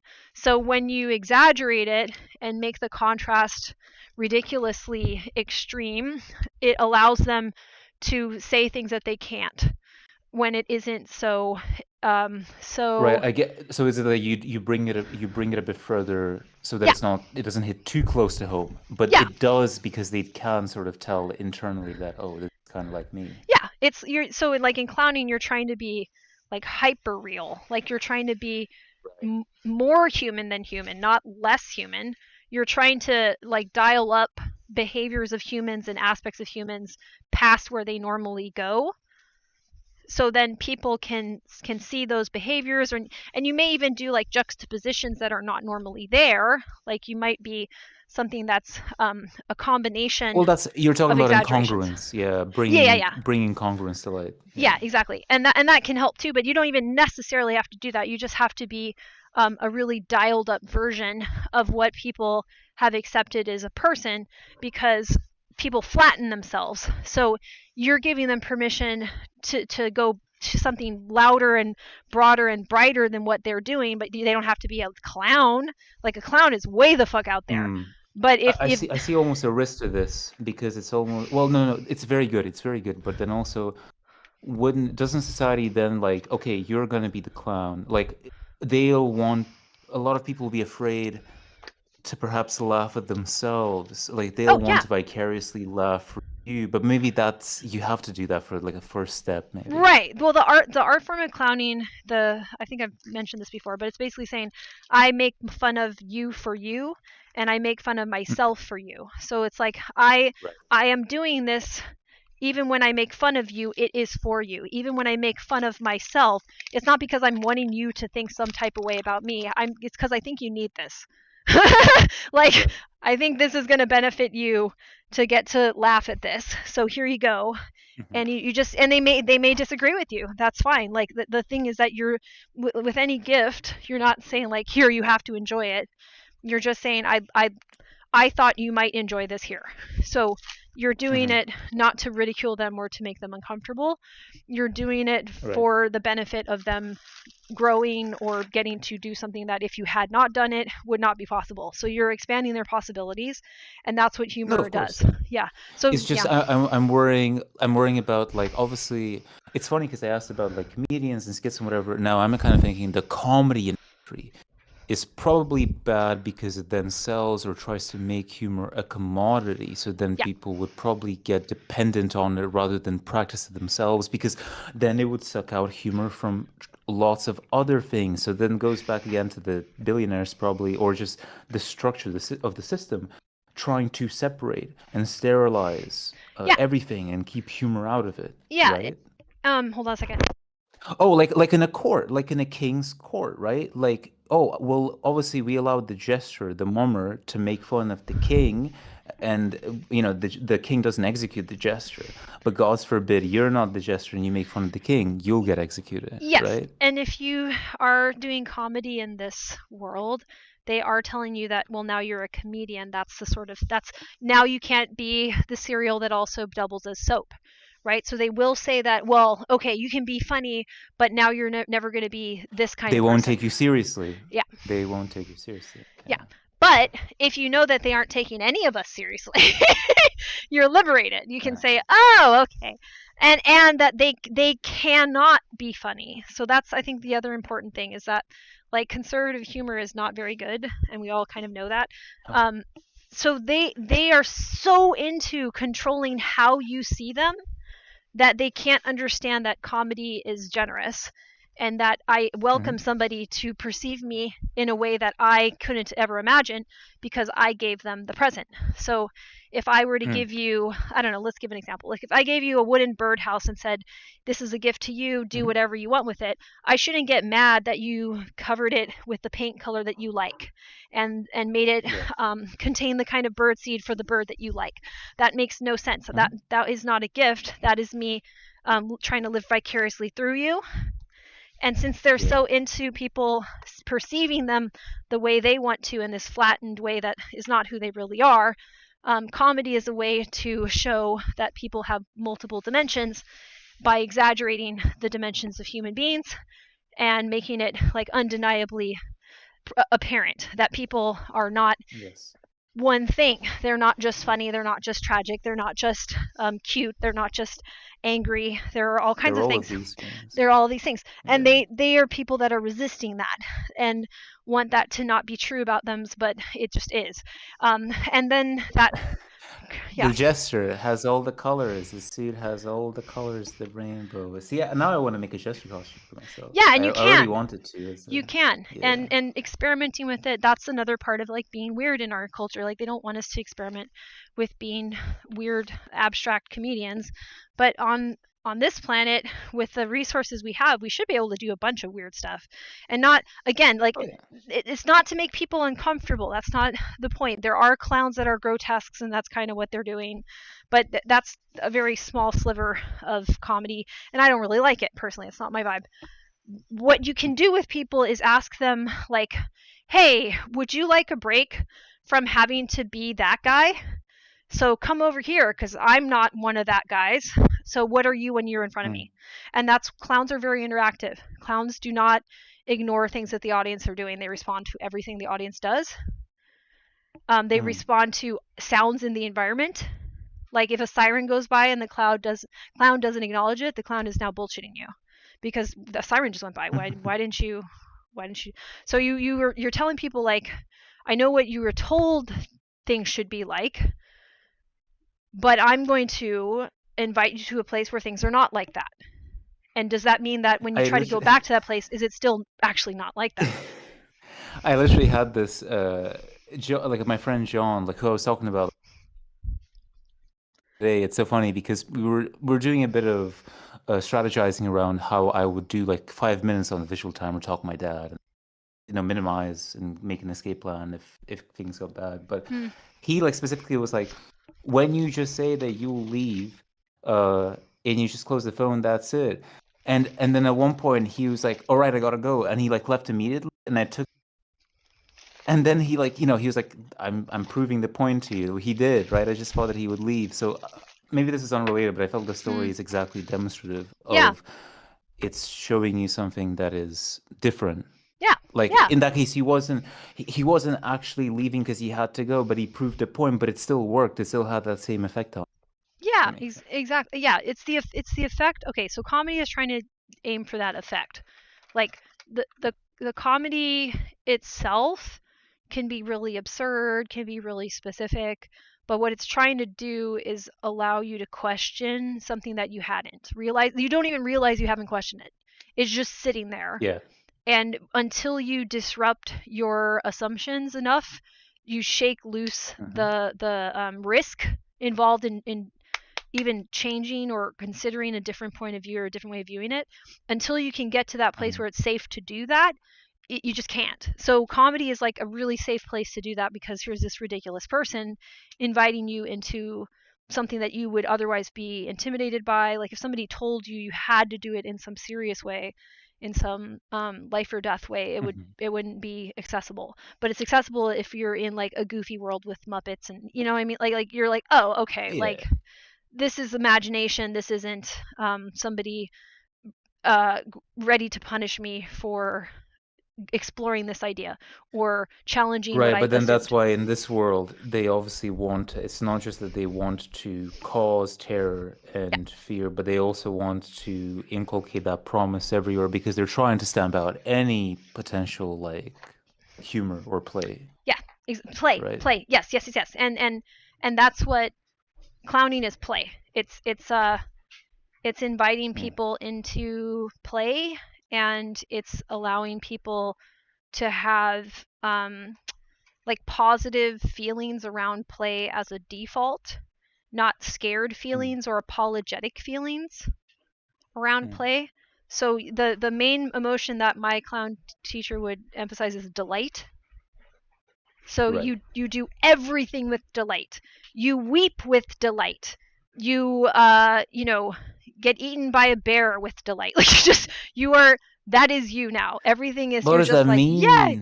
What does See, it that's mean? it. It's like you have an enthusiasm to existing that is embarrassing or people would say is Right. inappropriate. And it's like, well, why? Why is it inappropriate? And that's why, like, they'll say clowns are immortal.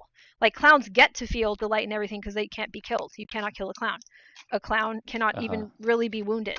A clown is it's a otherworldly character in many ways, and there's more Uh-huh. down to earth versions of the clown, but ultimately a clown is invincible. Right. The spirit of the clown is Yes. immortal almost. Yes. Yeah. Yes, exactly. Exactly.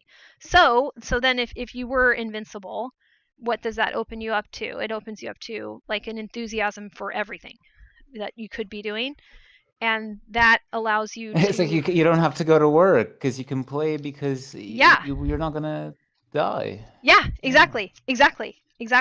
And that's the imagination that the clown is supposed to be gifting to people if they are ready to use it themselves, because then it's your birdhouse. You get to design and decorate it however you want. I'm just telling you I have a birdhouse. It's a real birdhouse. What do you want to do? And I'm showing you that I know how to build a birdhouse. And if you then want to build birdhouses, you can become a clown or a comedian, right? So that's all Right. clowns do. They give you the birdhouse. You already can decorate birdhouses, and there's no right or wrong way to do it. You just have to, allow yourself to think that there's not going to be someone yelling at you for building or decorating your birdhouse. And that's why you have to be hella weird in my in my argument. Like, not more weird than you really are, but I think we're all quite weird and we don't get to acknowledge it. So if we can have a little bit more space internally inside of ourselves Mm. to respect how weird we are, then we can be weird externally as needed, like as is truly Yes. appropriate. Because this ties it all in like a perfect. Well, it just ties it all nicely because weirdness then is it's incongruent. So like Yeah, it's just being able to accept the ambiguity, the incongruence of others, yeah. and then it goes to like the etymology of the word weird, right? It's from like the Old Norse. It's tied to fate Mm-hmm. specifically, Mm, which is mm. interesting. That is interesting. But I think fate, not from a perspective of because I don't believe in this most models. Well, no, it's just all models of free will. I've done quite a bit of research and looking into this stuff, and I think Yep.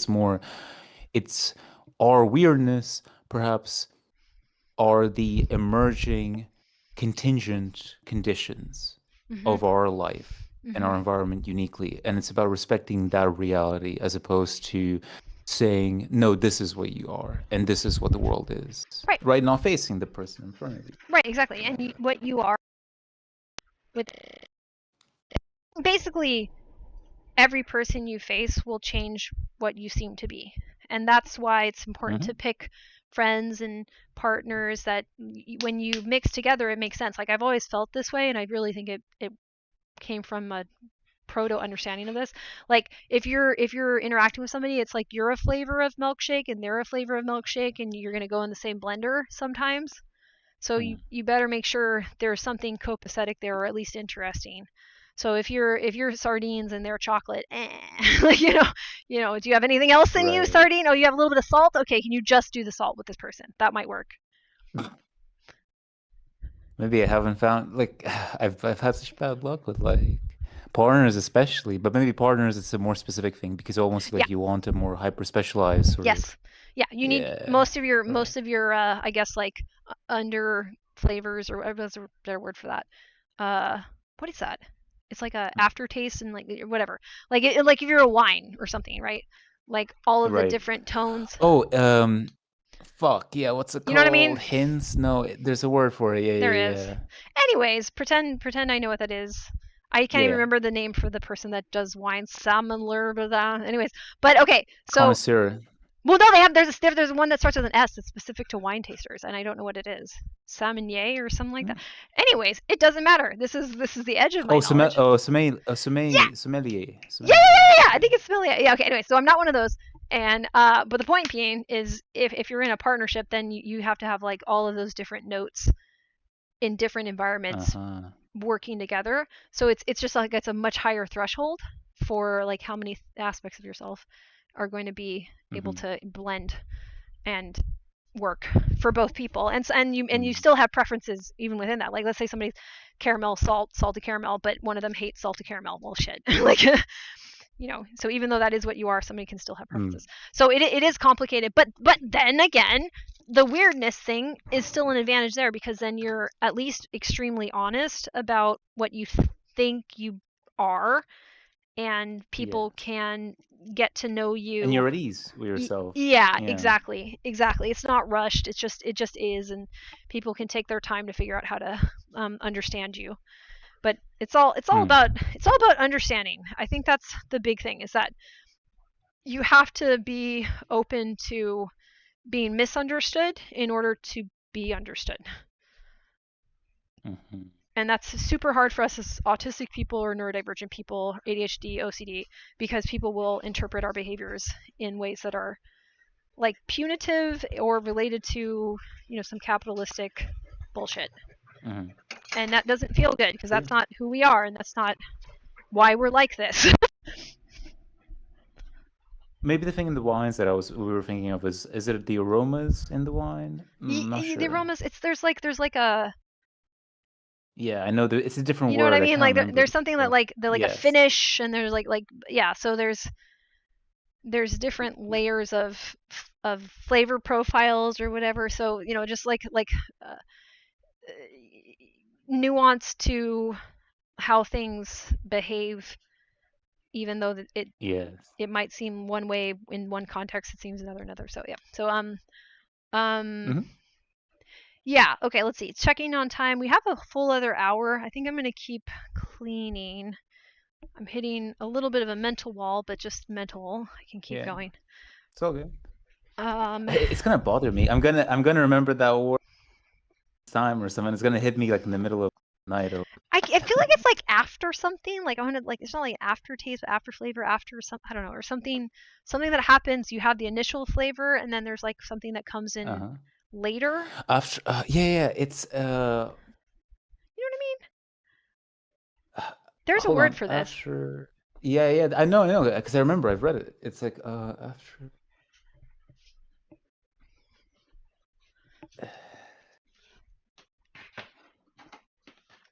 It has not imprints. No, after. See, we're doing the arriving thing here for a bit. Right. Yeah, we are, which is it's okay to do sometimes. It's fine sometimes, yeah. Yeah. But yeah, the nuances, like the hints, the various like little kind of echoes almost. Yeah, exactly. Using illustrative language for these things. Yeah. What you were saying earlier was really, I really appreciate you actually speaking on kind of like clowning, on just on humor in general. It's sort of, I get the feeling that I want to be able, I want to be immersed in that world a lot more, and to be just more at ease in that. I came from a very opposite world, and I think I'm just well oriented. I mean, it's all of us oriented, but then I feel more at ease. Like I used to feel play and humor as a kid, and these days it's so rare to find like that joy. And I try still, but like, Yeah, no, it's hard to, as an adult, and we're being squeezed by financial pressures and societal pressures that are really not realistic, and being told like it is like and we should be fine. I think we're under a high level of stress, and getting to have space to play is also just like a time conflict. Like we just don't have a lot of time, but it doesn't take a lot of time. I think that's it's possible to work on it in bite-sized chunks. And play could be in anything. It just depends. It's like having like a random, I don't know, bringing a fidget toy with you or something between like a journey. Yeah, or whatever. Exactly. Like I don't know, like wear a piece of jewelry that's kind of surprising. I don't know. Like it can be but really also small. Part of play, I think there is also, like for children too, it's exploration, right? So maybe it's the courage to also look into new directions and new things that might pique your interest, because that's something that I feel a lot of people just close themselves off to. They think it's childish, it's immature, it's not adult. Yeah, no, absolutely. And like even if it's something that it would be nice for you to be able to invest more resources into and you can't, look for an affordable way to engage in it, and don't think that it's less valuable because it's not costing a lot of money or is costing no money. Like, that's another thing, is that we've been told that if it's not very expensive or it's not a big cost to us, then it's not Some a things are good version. free. Yeah, some things are Yeah. free. I mean, I teach people about the stuff for free. I've been told I could charge. Why would I don't know why I would charge people. I don't care. I'm not gonna worry about it. You know what I mean? Like, we Yeah. need some place where the rules are made by us, and my rules are that this stuff is ancient knowledge, that I am just one version of expression that was taught by people who were far more generous Well, you're than they needed remembering, to you're be. keeping the memory alive Yeah. because they're trying to stamp out those memories, right? Yeah, exactly. So I don't know. So it's hard to have enough energy. We have a lot of health and financial barriers to this, but um, But it's as you said, the spirit of the gesture is immortal. yeah, At the same exactly. time, it's like there is like I think, like I said to John at the flea market today, it's like people, like, why do we just assume that you can't? Why do we just assume that you get to a certain age, older people, they just can't change, they won't change? Right. Why can't we just be like kids again? Who says that that's, how is that just, you I know what I don't think mean? that's true. What I think happens to Yeah, people, and I'll be honest, I think people end up stuck in a loop of pain that they can't get out of, and people have stopped trying yeah. to help them. Hmm. You can get pain relief, you can have improvements in even physical problems, and usually they are physical, to be honest, on some level. So we Yes. we just have to get people's bodies to be treated like they matter, and to have real support for their well-being and physical health, as well as environmental, Well, not work them safety. like a horse and turn them into Yeah, glue. yeah, exactly. No, we're definitely, yeah. I think that's a good way of putting it. Which is interesting because it makes you think, that is that perhaps part of the reason we've had such a big increase in the population the last, what, 200 years? Because, again, capitalism needing the infinite growth, has that also then led to basically the population increase that we had? Because, like, obviously, what was it in the hundreds, or no, in the 1700s? There was only 80 million people in the world, and now Hmm. we've got 8 billion, Right. right? That's a huge increase. Oh yeah. Yeah. No, totally. And whatever happens from here, there's more choices in who wants to have kids, and we haven't had a lot of changes about that lately. The kid stuff seems so complicated. Well, not complicated, but it's just so touchy. It feels so sharp to handle, let alone when you talk to Yeah. people, because obviously the expectations and whatnot. Yeah, And then nobody talks people about the kids who are like without parents, the adoptees and all yeah. that stuff. People are they're about to see a lot of people decide not to have children because it's impossible to Yeah. have them. So I really don't see, like, declining birth rates is going to be like unavoidable, and it's not because of, like, people even should have kids. Like, I think a lot of people never really wanted to have kids and were forced to have kids. So we are going to have a lot of, I don't know, like, a lot of opportunities to reflect on this, because it's going to be undeniable that people just are like, no, I'm not doing that. I can't do that. But then aren't also these capitalists kind of, they're trying to do what's happened, whether it's in Southeast China and Dubai, where they're trying to create employment agencies to create basically slave labor from developing countries, where Yeah, those narratives of making kids still hold in some places, whereas here they're obviously falling apart because it's evident that yeah. they're, Oh yeah. yeah, yeah. I mean, they're going to try, but they, again, like, I think they're underestimating that. That's because they think people in other countries are stupid. Like, that's why they're doing that. They think Yeah.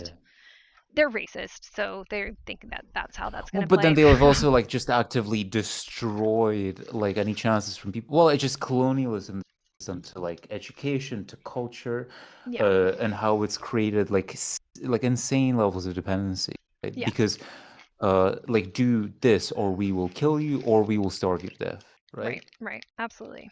Yeah. No, that's definitely what it is. And the incentive isn't really like, work with us and will give you some of the things you want. Now they're not even giving anybody anything. They're just like, you don't want to die, right? It's like, what the fuck? Like, this is several levels beyond what anyone can actually tolerate. Like, are you serious? Like, especially because we do have a more universalized sense of humor. Like, there's a lot of jokes that people can make with each other now, and I think we have to do that. Like, kind of have like a vocabulary around comedy that we can share in between countries more effectively, because right now our comedy is a little bit more split. And we might want to learn from each other's sense of humor more, so we can tell jokes with each other instead of being told we need to bomb each other. It is hard, I suppose. I mean, it's like say with like what's happening in Gaza, for example, right? And then it's like we can joke, but then it's I feel like the amount of awareness we spread is just it's reached. Like, there's no more awareness to spread. Everybody sort of sees it openly. Yeah. It's like kind of what's bothered me in this country but then like in Britain, right, in the UK, everybody talks that they have, everybody, my friends say that, oh, we've always had a culture where we laugh, have these dark humor, dark jokes about how bad things are. Right, because humor is one thing, right? But I feel sometimes there's points when you can't just laugh about it and give up, Yeah. so to speak. Yeah. Yeah. Yeah, and I think so there's, okay, how do I put this carefully?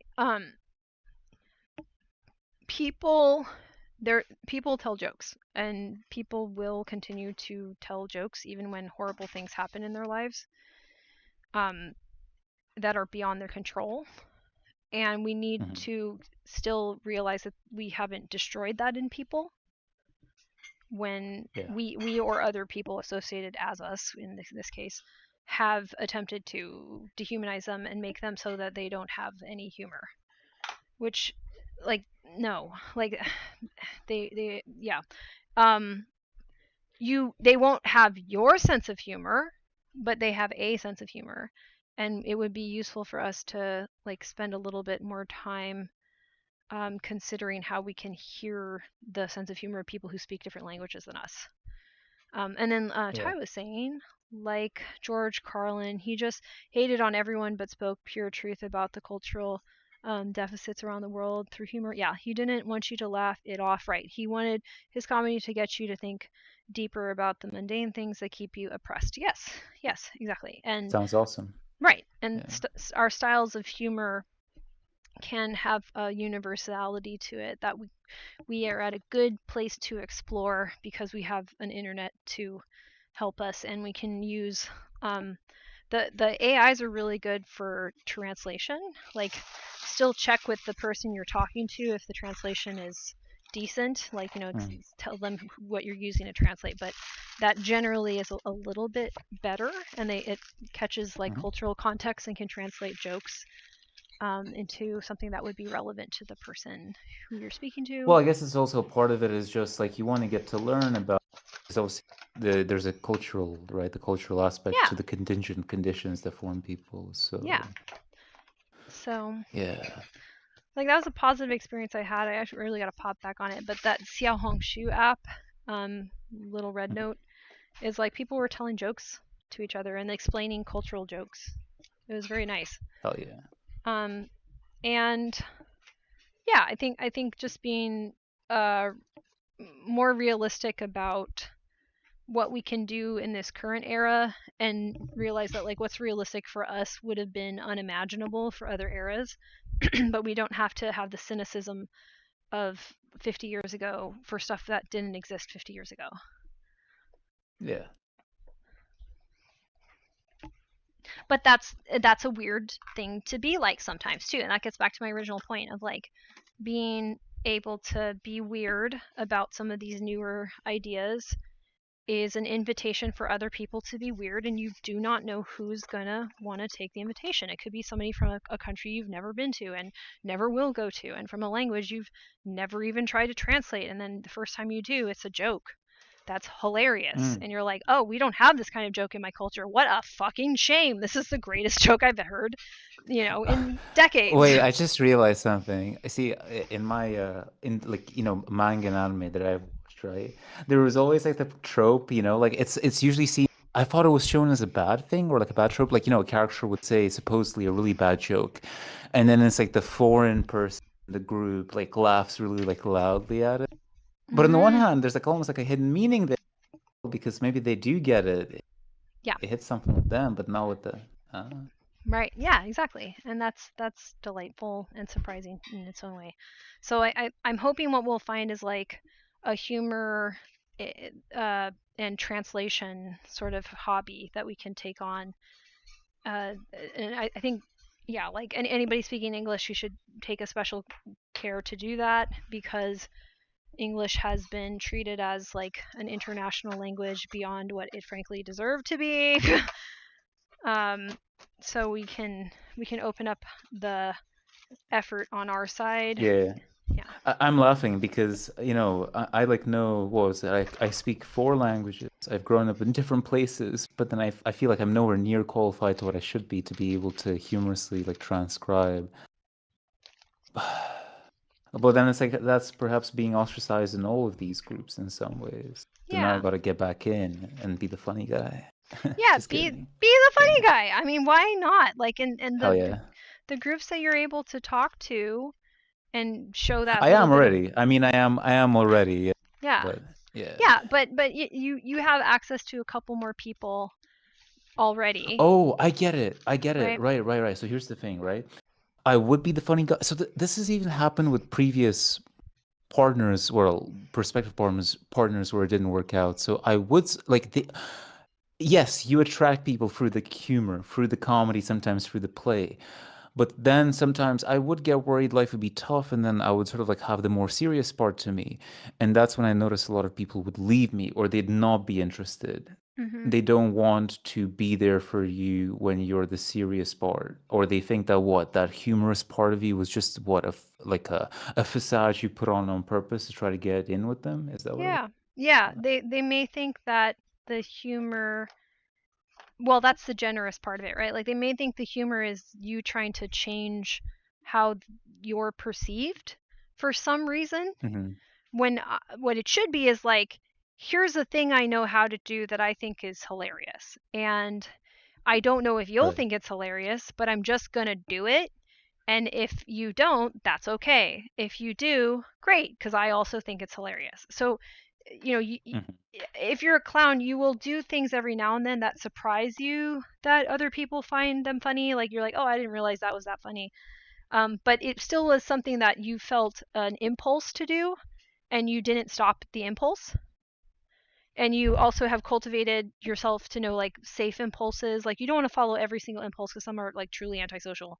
But in clowning, you follow impulses that would be rejected by your society, but they're not actually harmful. They're interesting.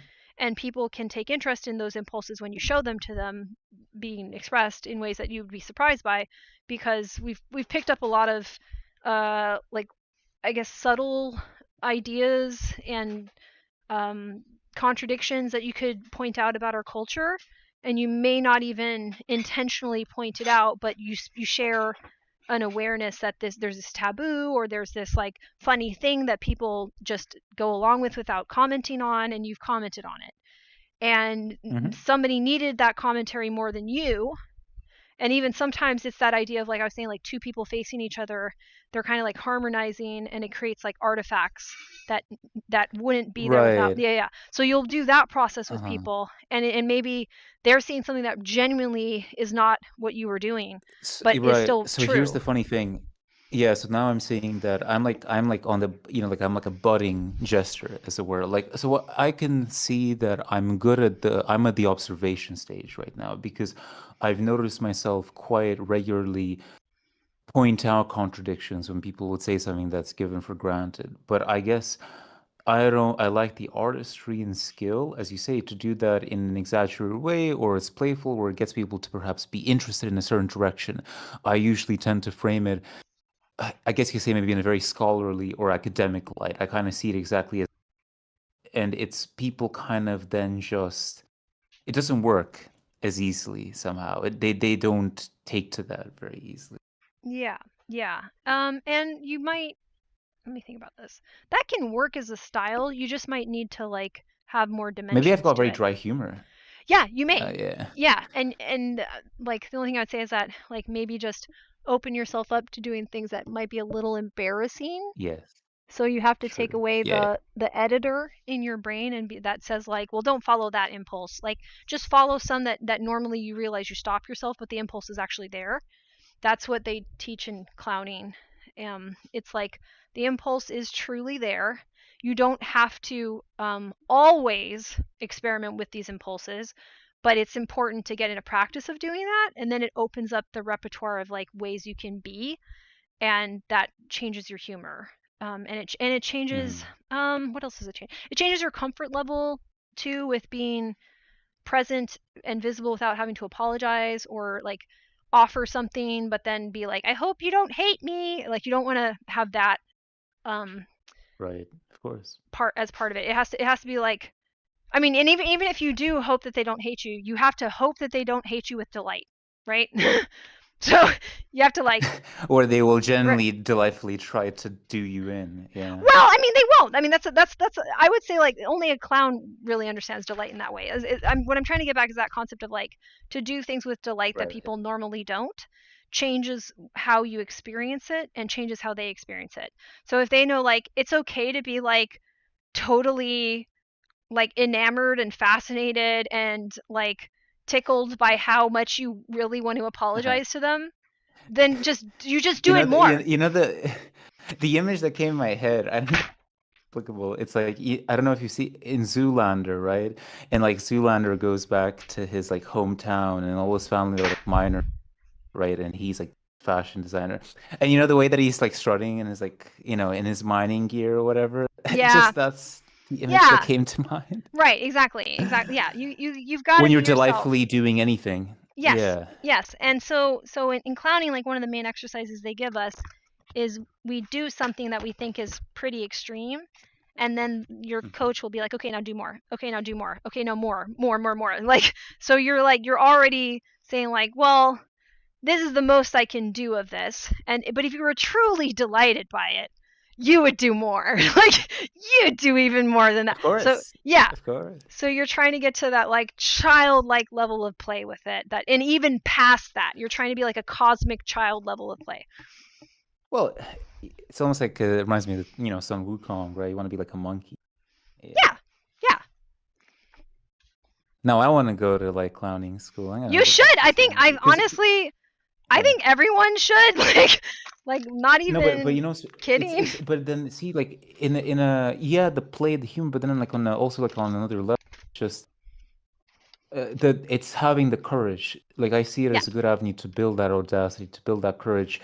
That's one of the avenues. The other one that I have is like scholarship and research. That's Yeah. another sort of thing that I think requires some similar sort of instincts, if Yeah, that I makes sense. I strongly agree with that. And then if you're working to be a good scholar, then you're also working to be like kind of continuously like aware of your method and Mm. open to it changing, and that's what like good comedians are really into, is like they're like, well, maybe I'll be this kind of clown for a while, Wait. but So you'll on a meta age and things will level, change. perhaps would it also be good to learn how to be an actor? Technically, like Yeah. acting also plays Yeah. a Yeah. part of this. A Yeah. lot of clowns that I've known either did some form of acting, or they had like a theater background, or they um, also got involved with people that do plays, or one woman plays, all kind of stuff. So they were always open to vocabulary from other performing arts.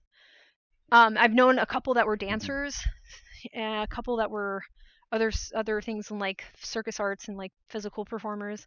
So it's good to think of yourself as like one performer with many sides that can be trained exclusively, and certain teachers will train that side directly, but it will impact everything about you as a performer. It changes everything every time. So it's just really healthy to expose yourself to that. And I think if people like believe that they deserve to be a performing artist in any way, even in a small way, like not in a like get paid for it, whatever, not competitive, but just that like you can be the person on a stage for a moment and it makes sense for you to be there, just that idea. And it's not public speaking, it's creative expression, or it's creative interpretation. Like public speaking really isn't creative interpretation, but if you say like I'm going to interpret something and be the thing that people watch because I've interpreted it, that's a really really really important thing to believe about yourself. It lets you Right. be flexible, because if you're the person that is on stage, things can happen that are outside of your control, but you still have to believe that they should be watching you. You don't want to run off the stage. So it gives you that flexibility to say that like I still deserve to be paid attention to. I'm still interpreting, and I'm not finished. Like if you don't practice that, you won't get the thing that performers get, that like you very rarely on stage are like I landed it. I nailed it. That's exactly how I wanted to do it. It'll happen like once a year. And that's like a Yeah. professional level. Yeah, so if you can be on stage and you do something because that's important for someone to do it, right? And sometimes it'll be you and sometimes it'll be somebody else. You stop. Maybe you could say that in that moment well, it's just perhaps the one time or the specific role you play that will feel the most delightful to you out Yeah, of maybe all exactly, of them. exactly. And you have to try different ones. So the experience of being a performer, it just takes how do I say this? It takes a voice that you've internalized as like I don't deserve to be here, and challenges it directly. That's a part of it, but for me, it was even less that. It was more so like it's just like the eyeballs watching, and the fear of like messing up. Yeah. That's the bigger thing for me Well, with and that's this. Yeah, I'm gonna push on there just a little bit. So like, why would it be bad to mess up? Like, exactly. Because in our culture, but yeah, exactly. right? Why would it You be see it? bad? Yeah. Yeah. Right. If you messing up means people then say you shouldn't have been there in the first place because you're not good enough. Eh, eh. So Mm. yeah, it's very weird to be a performer because people will see things in you that you don't see in yourself that are positive. Mm-hmm. That happens more than negative. Mm. Interesting.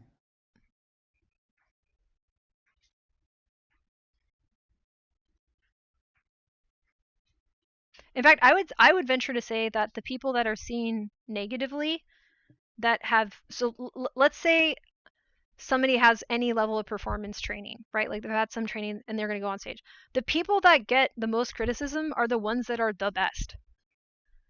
They're the ones that like people do feel like they need to critique more because they feel a little bit intimidated. But if you're not like intimidating levels of good, you're almost going to get exclusively surprising positive feedback, and people aren't just like making you feel better. Like that can happen, but it's not that common. Like most of the time, if Uh-huh. if people are going out of their way to give you feedback afterwards, it's because they really liked you. Mm. Interesting. I'm thinking this has been such a I think it's been such an impactful talk. I really appreciate you last time you enabled the caption. See, I got the video transcript, and I think this one I'm gonna be excited to work on this one as well Oh, because good. this is like a huge lead forward, I think, for Yeah. me. Yeah. But in And general for everybody, I think. Yeah. yeah. And Because it ties so well into the philosophy I've sort of been kind of developing in what seems right. The mhm. genuine pretending, or maybe Yes. even the delightful pretending of Yes. roles, or Yes. of roles, yeah, in a stage, in a Yeah. play, is what I Yep. mean. Yep. Yeah. Yep. And then yeah, and then it's come at the right time for you to pick it up and stay with it and take it where it needs to go next. Like I mentioned like the idea of being responsible earlier in this conversation, and that's something that I want to impress upon anybody that appreciates these conversations, is that you are responsible for guiding your eyeballs or whatever you use to observe, your ears, to the things that are going to be the most life affirming. I was going to say healthy, but I would say Of life course. affirming. The things that make you want to live. You have to look at them. You have to hear them. You deserve to see them. You deserve to hear them. And if you do Mm. that, it will be internalized. And the next time you don't feel like it's worth living, you will have it inside of your brain. And it will be like, hey, remember me? And you're like, I do remember you. Oh, I really like you. I guess I do like being alive. Okay, hold on. And even if you can't, It's like, go ahead. yeah, it's like the things that you would burn for, the things that you would bleed for, they would bleed for you almost in a sense. Yeah, in a sense, and If you truly. if you like something, it will like you back. The way Mm. that it likes you back will maybe not be the way that you wanted to like you back, but Oh yeah. that's how you really like something. You open yourself up to the way that you interact with it being just what it is, and you can like that too. Then you really like something. You really like something if all ways that you sincerely and authentically interface with it are likable. Mm. Yeah. Damn. This is this is crazy stuff. Right, but it's, you can get there. That's the nice thing. Is like your brain can do this. Oh And yeah, yeah. if I'm on that's my way. right, Yeah. yeah, and if our brains can do this, that means the species can be okay. But we have to be able to talk about this, and it's kind of weird in our current culture to talk like this. And it's very weird to do it with other people. And it's even weirder to say that this is a practical thing to do. Like, we're not doing it because it's making us feel better. We're doing it because it is how things actually work. So this is one Yeah. way of expressing how things actually work. There's other ways too that are beyond the model that I'm proposing, but I'm giving you one that Mm. I know works, and then Mm. you can compare it to things that you have been working on, and then have the audacity to share your weird Mm. way of explaining how things weirdly actually work, weird as it may sound. Like, Mm. that's what I wanted to encourage people, is that there is a reason for you to say, weird as it may sound, this is how it seems to function, the So, world that we live in. so it's almost like, okay, remember we said like there's humor, there's play, these things are interlinked, and then they're part of like how you deal with the difficulties of the world, and like, so it's almost like the play is the initial experiment, and then the humor is like almost like the reality, or rather kind of like the impressions or the social dimension to that. They're interlinked. They're different things, different capacities, I feel like. Well, if you're okay, so if you're asking like how people interpret you socially, if that's part of the humor. No, no, as in, I think just humor is just like the idea of play and what playfulness is, right? For example, to me, matches or ties into research and experimentation and Right. like the empirical sciences, for example. And it's a way like you play with reality, you play with things to see what happens. Yeah. And then that can create or bring up incongruences. And so then the gestures, the clowns or whatever, and humor, that side is sort of like it's the expression of that. And so that's the link there, perhaps. Okay, yeah, that makes sense to me. I think that the incongruencies, or the things that are kind of like surprising, Hmm. allow you to know that being surprised is good and normal. and Yes. and if you've had a lot of people using surprise to manipulate you, and it doesn't feel trustworthy, you can start to flatten things down, and not have that sort of like curiosity and wonder. Well, a lot of And people say that. I don't like surprises. I don't want surprises. yeah, and I think maybe we've had a flattening of language there. There's surprises that are at the right comfort level for somebody to be in how do I say this, to enjoy and be intrigued by that kind of Yeah. surprise. You're like, oh wow, that makes me more interested. There's also a kind of surprise that can make someone feel afraid. So Yeah, they're of course. they're different, and I think maybe that's like collapsed in our language. Um, Let me and check the etymology. yeah, please do. I would love to hear that. You've been on top of the etymology today. I've appreciated that. I love the whole field because it's like, oh, because it's maybe this is part of like English being first language, and I know it well. I know what words mean, but at the same time, when I don't fully know what a word means, if that makes sense, I always go to the etymology. I'm like, Yeah, what are the roots? me Where too. does it come from? Me too. Yeah. Especially now that I want to guide people towards doing as building language, and I know that there's a lot of doing as arriving, like magnetism in our language right now. Yep. Let me see. Surprise etymology.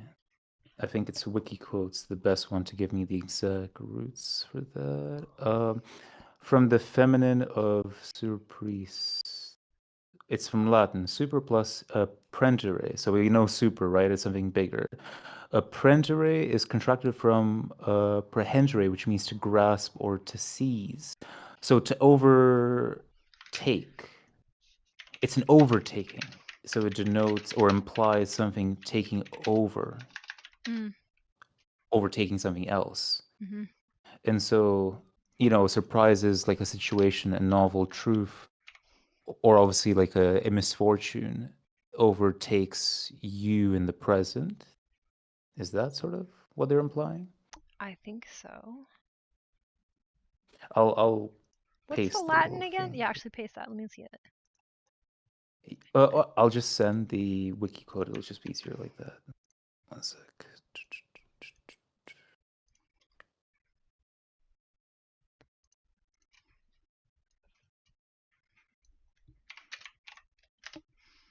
Okay, let me look. Because yeah, you can break that, that verb further, prensure, which is Latin is to prendo. grasp, seize. Yeah, to take or to grab. Okay.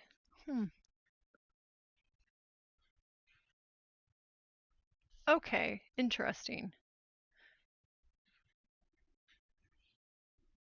Or to contain or to hold, sort of like from the Greek term of kandano. So It's interesting because a surprise. I can see it as like Mm-hmm. if it were taking someone's attention, Mm-hmm.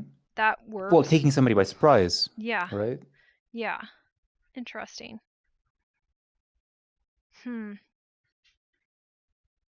It is kind of a doing as a rhyming word though, because like to grasp and seize kind of assumes you're changing their trajectory.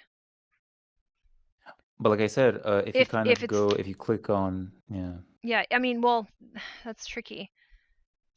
It's like what are they grasping and seizing? Is it the person or the thing the person is looking at or working on? One would be building, one would be I think it's them. At least a yeah. part of me is saying that the reason why some people don't like surprises is because hear me out, right? Like how we're all things put together, like happiness, but sometimes pain and joy and sorrow and misfortune and fortune and all things, right? Mm-hmm. At least like in polyphysics sort of thought back in the day, they maybe would see it as a surprising event could be the spirit of misfortune or scarcity taking over, right? Right, right. And then I can see how people conflate that to like, oh, maybe one time I've had a bad situation, a bad day happen. And so then I associate, I don't want surprises because I don't want bad things ever to happen to me. Yeah, exactly. And that maybe the conditions around the surprise also got connected to it. Like there wasn't Yep. a good environment for that sort of disruption to Oh, be because in that pleasant. case, a lot of the surprises would, yeah, not be pleasant. Yeah, Exactly. exactly. So yeah, so I think we could maybe even put in some effort to um think about ways we can talk about that. Like that's why I mean delight is nice because there's a little bit of Mhm. like not expecting something and then it it changes how much you're able to like inhabit a positive interpretation and like surprise doesn't necessarily give you a sense of how you would feel. It's just like it's the first instance. It's not what happens after. So let me try to understand also, like, precisely, again, the notion of delight, right? And I'm thinking, do you mean specifically, see, we said this again, what does it really mean? And so then is it when I really, really, really like doing something, like when I feel fired up, right? If I feel fired up about something, and I guess, is this like my will, my desire is pushing me forward, you know? And all of it is kind of aligned. Is that what delight is? Yeah. Yes. And well, because okay, so Maybe. an emotion that got associated with delight when my clowning practice was awe, and like awe is like one of the hardest ones to show. Oh, beauty. Yeah. Right. Okay, okay, okay. Because okay. So that's crazy, because this was some journaling I was doing the other day. Because like it's like I said to myself, like, why do I keep following truth and beauty, like, as these concepts? And is that just part of my, why has it always been part of my nature? And then one thing that, like, ChatGPT kind of brought up is, oh, maybe like the limbic system, or like, one of the deeper, maybe the parasympathetic system associated, it specifically said the word awe. Awe means safety. And so then delight might mean safety. Yes. Yeah. You're kind of like Right. you're in the presence of something that's almost scary with how much like more comprehensive it is than you. Like awe is like, wow, that's a lot, right? But also you're happy Something that bigger it's a than lot. yourself. Yeah, like you're happy to find something that is that much more complex or difficult to understand than yourself. So awe is like a state of accepting into your view, like into your way of processing it, something that is too big for you to process, and you accept it though. You're not rejecting it. You're like, that's too big for me to process. I'm going to run away. You're like, nope. I get to be in front of the greatest, most glorious, wonderful field of possibilities. What? Then you just feel happy that you get to have that moment, and there's not really like something that you are demanding from it. You're just accepting that this is it. So it's very difficult to get into that space because like it's easy to look like you're scared. Oh, I have a minimal age person. Hang on. Phenomenological, I'm going to let you in. 1 second. My mod commands are a little bit aggressive when someone's new. Let me give you that. It's good though. It's a new person. Okay, 1 sec. I have to figure out how to do this. Do. How do I fix this? Okay, how do I fix the timeout? Wait. Is any of my mods around? Does Kyle know how to do it? Okay, hold up. Here we go. Mod actions. How do I undo that ban? Hold on. Mod commands. I will fix this. Damn it. Permit Take user? your time. Does that work? No? Did it work? Let's try it. I press it a bunch of times in a row. On timeout. It's permitted 3 times over. Okay, I think you're good now. I don't know what I just did. Yeah, but try writing a message. Yeah! I did it! Yeah. I did not know how to do that. Go. But it happened anyway. I got it. Welcome in. Okay, let me see what their comment was. And let me get out of this. How do I even close this? Oh, dear God. Oh, no. Hold on, everyone. Okay, all right. You said something, and I cannot read it. Where did it go? Oh, man, I lost it. I saw it, too. Can you repeat your comment? I'm sorry. But well, nobody could see it anyway, so if you can repeat it or make a new one. Make a brand new one. We'll be here for 30 more minutes. What we do is clean some area of our room or space. And clean can mean whatever you need it to mean. There is no strict definition of it. It is just space management, which I say because we get the nice term time management. But when it came to managing our space, they said, what about hoarders? And let's put them on a TV program to make them feel bad. I don't like that. So you can laugh at them. Yeah, so we don't like that. We're going to do space management, and I'm mad that homes don't have more modularity and potential to be transformed into what different neurology needs, frankly. So this is my effort to normalize that conversation and eventually progress it forward as I try to get more accepted by the world at large, and they give me resources. Food. Yeah, so this is good because then you can hear like the 30 minutes, and you're welcome to like getting through the Discord is pretty simple. You just have to listen to the inner ring, which I mentioned the other day, and then you've gotten to check out the inner ring. I read it as a banana as one option if you don't want to read it yourself, but also banana, and then you can come in next week if you like, and come into the voice and meet some of the folks that are here. We've been Some of the weirdos. Yeah, some of the weirdos. Yeah. We've been schedule-wise a little bit like on and off this summer. It's been a little crazy, but that's just because I'm getting into my new job, which is very exciting, and I'm stabilizing around that.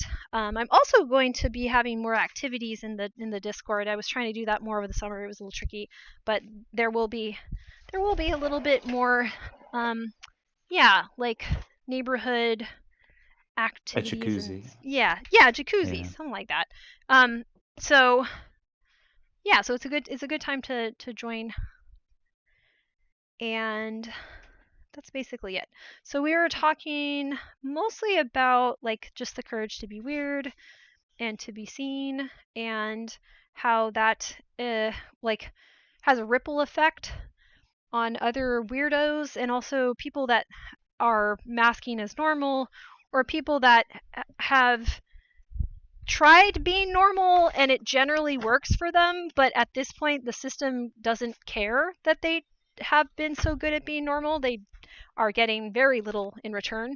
So we're going to invite them to do the weird things with us. Like, let's be weird for the sake of just seeing what happens. There's also like almost, so the Joker archetype, there's almost kind of like a destructive parallel maybe to that, where like you'll have the people who then will pretend, or do they? No, I mean they are playing the role, but then they're like sort of like, again, a darker parallel, it feels like. I think it's almost like when you have like a protest, you might get the people that are just antisocial and they take that as an opportunity to do something creepy and weird.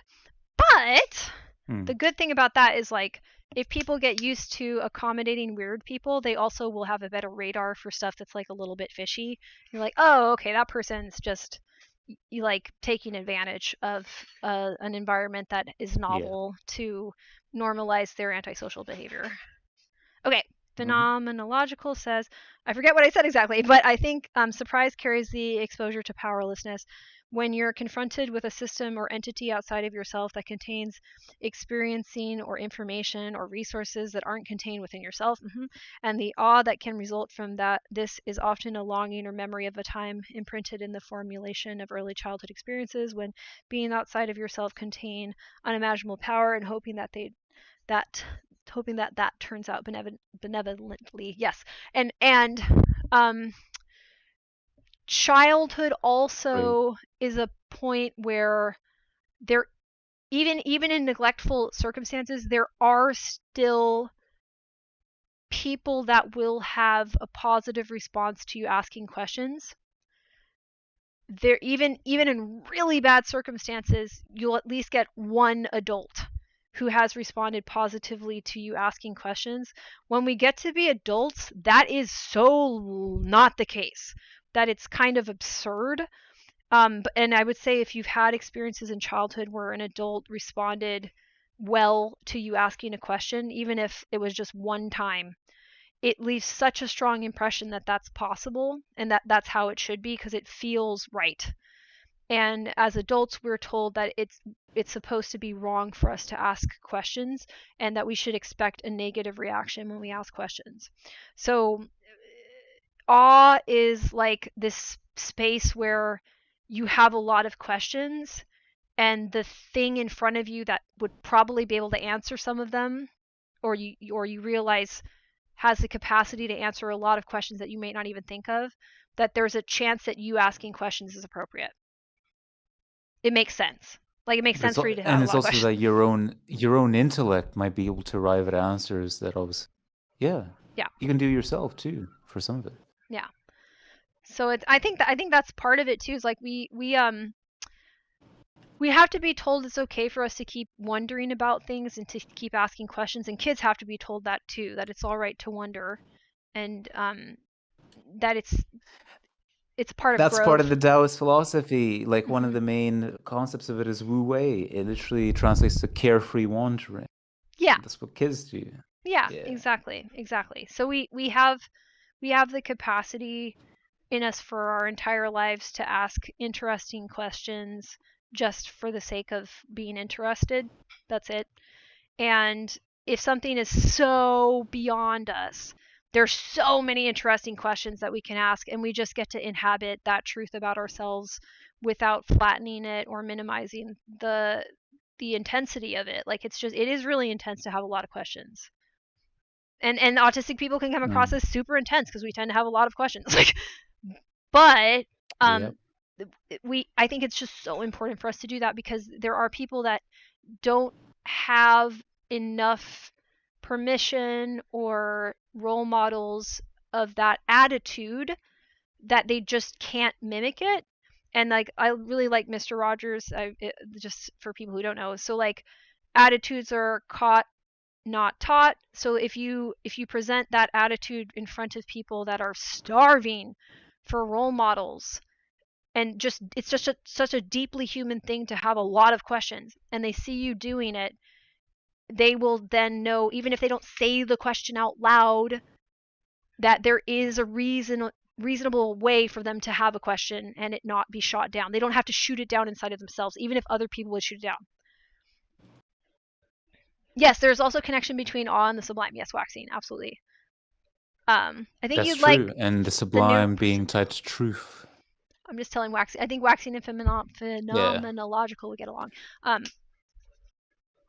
We can talk about Oh, philosophy look at so many sometimes. people Yeah. are here. Hi, Carpe. Oh boy. Okay, sublime in the Kantian sense, as in with majesty or authority to compel. Well, I see. and that's okay. That's what's so interesting. Like there is, when I was learning like that awe is very difficult to communicate as a clown, that was part of the thing, is like you are kind of afraid, but you're like, I love you, but I'm afraid, but I love you, but I'm afraid. So there's this weird thing where you do need to have fear if you're going to Yes. project awe as like a performer, but it has to be transcendent fear.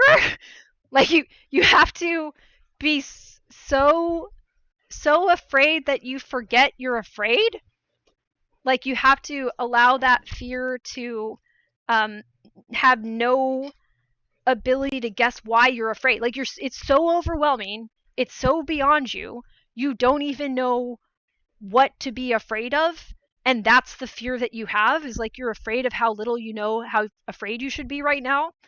And then that kind of defaults into, well, maybe I don't have to be afraid. Like if you're at that level of like kind of a recursive canceling out, it kind of nulls it. So it's really weird because you have to capture a snapshot of your brain fracturing. But there's also, I think, a dimension to it that, to me, like reminds me of like a quote from a story. It goes like, if you don't knock with enough passion that it could burn you alive, no one's going to open the door of their heart to let you in. So like Interesting. that like level of delight has to be greater than that fear. Yeah. Like the fear has to be there as a confirmation that what you feel is sublime. Yes, Yeah. because so the way the clown would approach it is you have to be afraid with delight. So you have to be afraid of the cosmic, like, I don't know, depth and overwhelm with delight. You have to be delighted that you can be afraid that the universe might be unfeeling. Like you have to be like, yeah, like. Well, you have to be, to put it in Lovecraftian terms, you have to be mad to Well, go up against the. yeah, well, you have, but then, okay, so then if you're clowning to something that you're in awe of, right? And I said clowning is I make fun of you for you, and I make fun of myself for you. You have to make fun of God for God, or you have to, you know what I mean? You have to make fun of the eternal for the eternal, while also making fun of yourself for the eternal. Like you have to, so you have to be able to do that.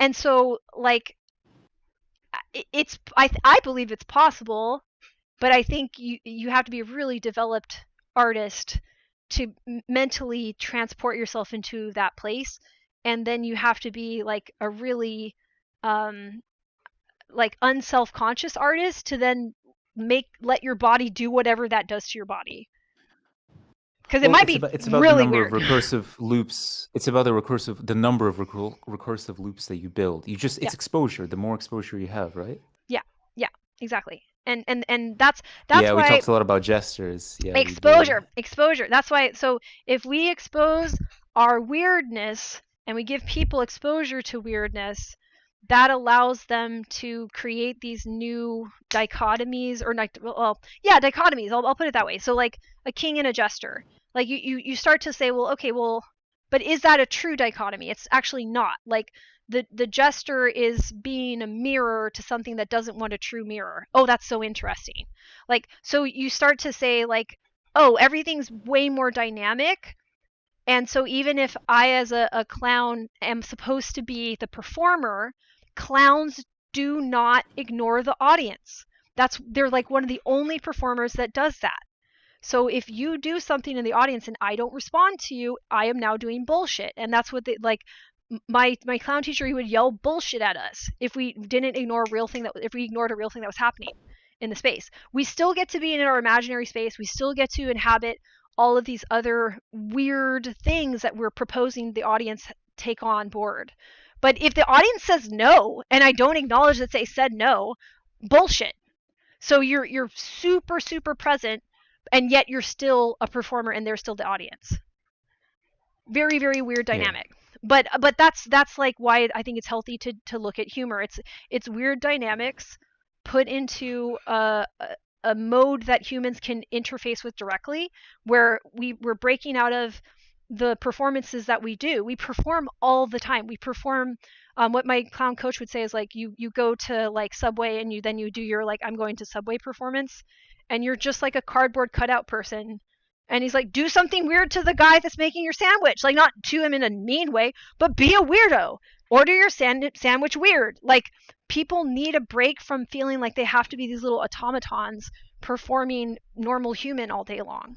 So if you are not a normal human, that's great. And at this particular time, people need to know there is no monetary reward, there's no social reward, there's no popularity contest that you need to win in order to justify you being weird.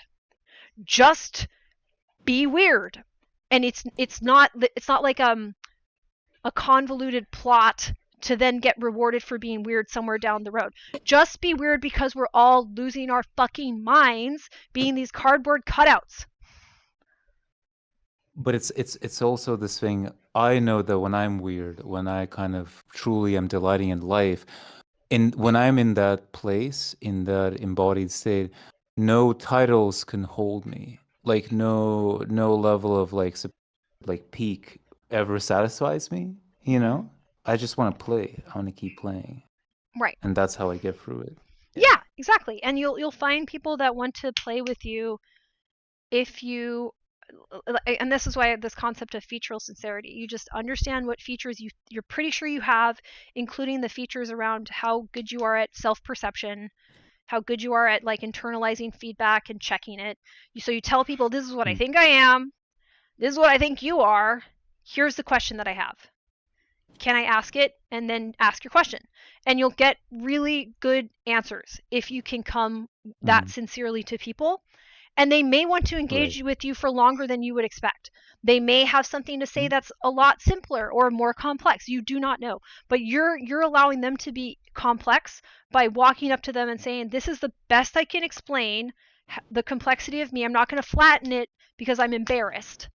I'm going to say, this is what's going on. This is what I'm concerned about.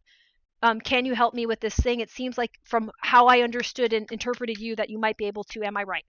Am I right that you can answer this question? And how can you answer it? Because I don't know. All I'm guessing when I'm looking at people is like, I think you know something that I'd like to know about or know more about. Would you like to tell me that? So the only way for us to signal that to each other is to be weird. Only weird people know weird stuff. Yeah. Yeah.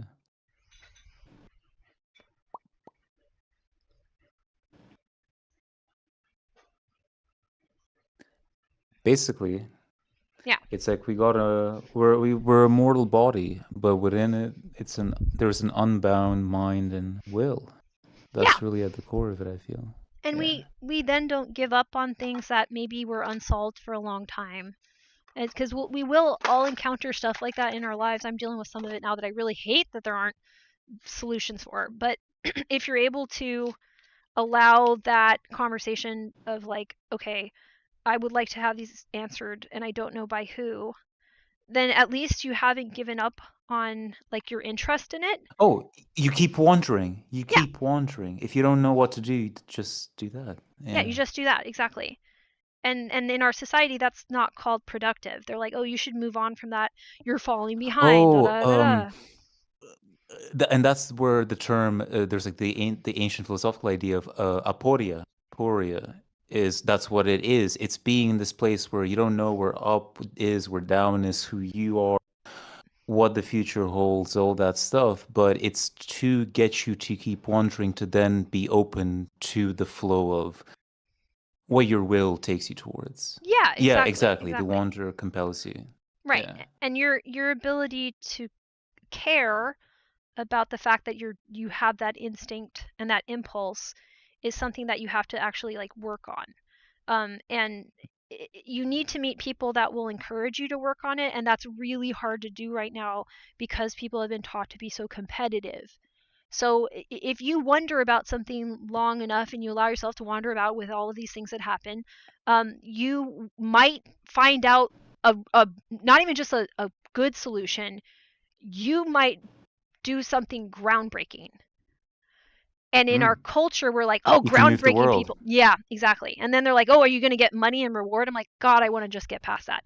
But there is a threat there. So people can perceive that as like, oh, aren't you trying to just get a reward in the end of it? When really you're just like, I believe that this can be improved. I believe that these questions can be refined and that answers that really are helpful exist. We just need to be able to get closer to asking them well. They'll say that like, oh, you just want to credit, you want Yeah, to yeah, yeah. yeah. You want to be rewarded in the system, and it's, hey, Mij! Oh my gosh, it's so good to see everybody. Oh, I'm so sorry to hear that you were going through that. It's okay, and don't and it bipolar happens in those sort of cycles too. It takes a little while to figure out like what medication works for people, and I completely understand that too. And I'm glad that you've just stuck with it. I don't remember who that is, so maybe that's a good sign that I don't remember who that is. Maybe that's good, or maybe my brain is just a big piece of Swiss cheese and everything falls through it. That's a, oh dear. Did my brain die a little since I last saw you? Did I lose part of my brain? Um,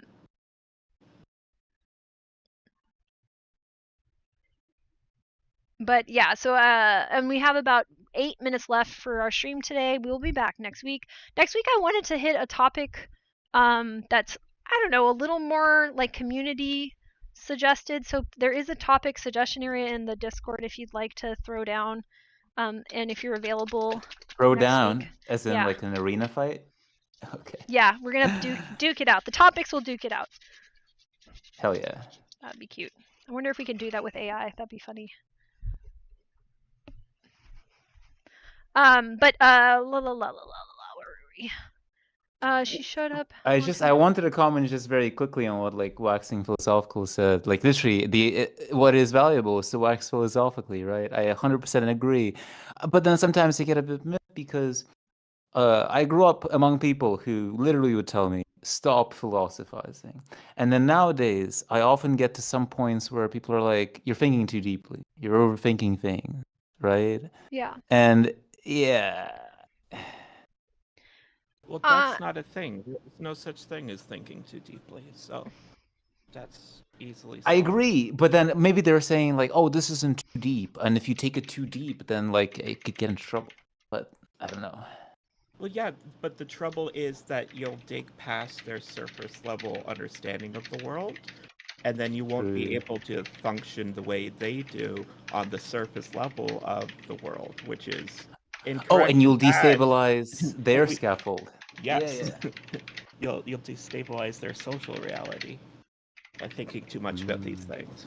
So usually when someone says you're thinking too much about something, it unless you're autistic and you're thinking too much about like which way to open a drawer, which is a Which thing could you be true for me. right. Yeah. But like if you're thinking too much about anything social or that relates with other people, then they could be saying, please stop destabilizing this. Right. The narrative, maybe, or yeah.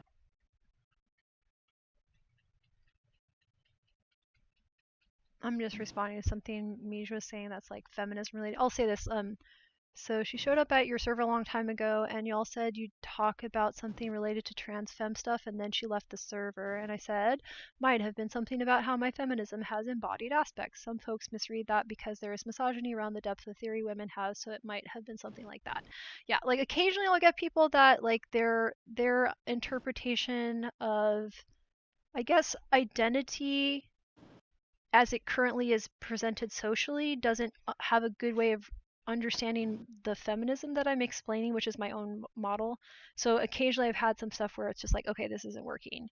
Um, but it's not as an insult to anybody or like saying that like they're wrong or that they don't belong in a server that I'm running. It's just that the mainstream way that people talk about identity, I think, has some major issues with it that can lead to some antisocial behavior, and it can get misogynistic because there's a lot of scapegoating of female people because like basically the cult that we're in is a male supremacist cult, and it's based on maleness, and then you have to have people work through the trauma of being raised in that cult, and it can sometimes get really challenging. And I will occasionally back something out because it'll disrupt um, communication and may reinforce the idea that like I'm stupid because I'm just a woman. So there might have been something like that. Typically that's what I need to put my foot down around because it just isn't productive for anybody and it's not the real lens or the real dynamic. But there's I don't know. That's what I'd say. I don't remember that particular instance, but I wanted to clear that up because it is something that I should clear up every now and again. And I'm happy to talk about how my feminism works, but it just I try not to uh, what's the word I'm looking for? I try not to like uh, hmm, I try Use not to other words. well like I try not to feed into something that I think is going to be unhelpful or unproductive for the individual whose Mhm. framework is not compatible with my feminism and can't see it at this precise moment, and hopefully they can come back in the future and participate in the project because I think it's worthwhile. But it can be difficult to see the way that people are trained to understand themselves, identity, and the cult that we've been in. So it's like I really don't hear a lot of feminist perspectives that I think are actually quite there yet. So I try to preserve the clarity of my model by like if someone's really not getting it and is starting to feel threatened or confused, I try to like just say, okay, we're not gonna do that. This isn't the time. But it can be interpreted as a rejection too, which I understand. But it's difficult. Like it's really difficult because we are in a global cult, and I think um, I sometimes have to make a call that like someone's not ready to leave behind more of the cult than they think they have to.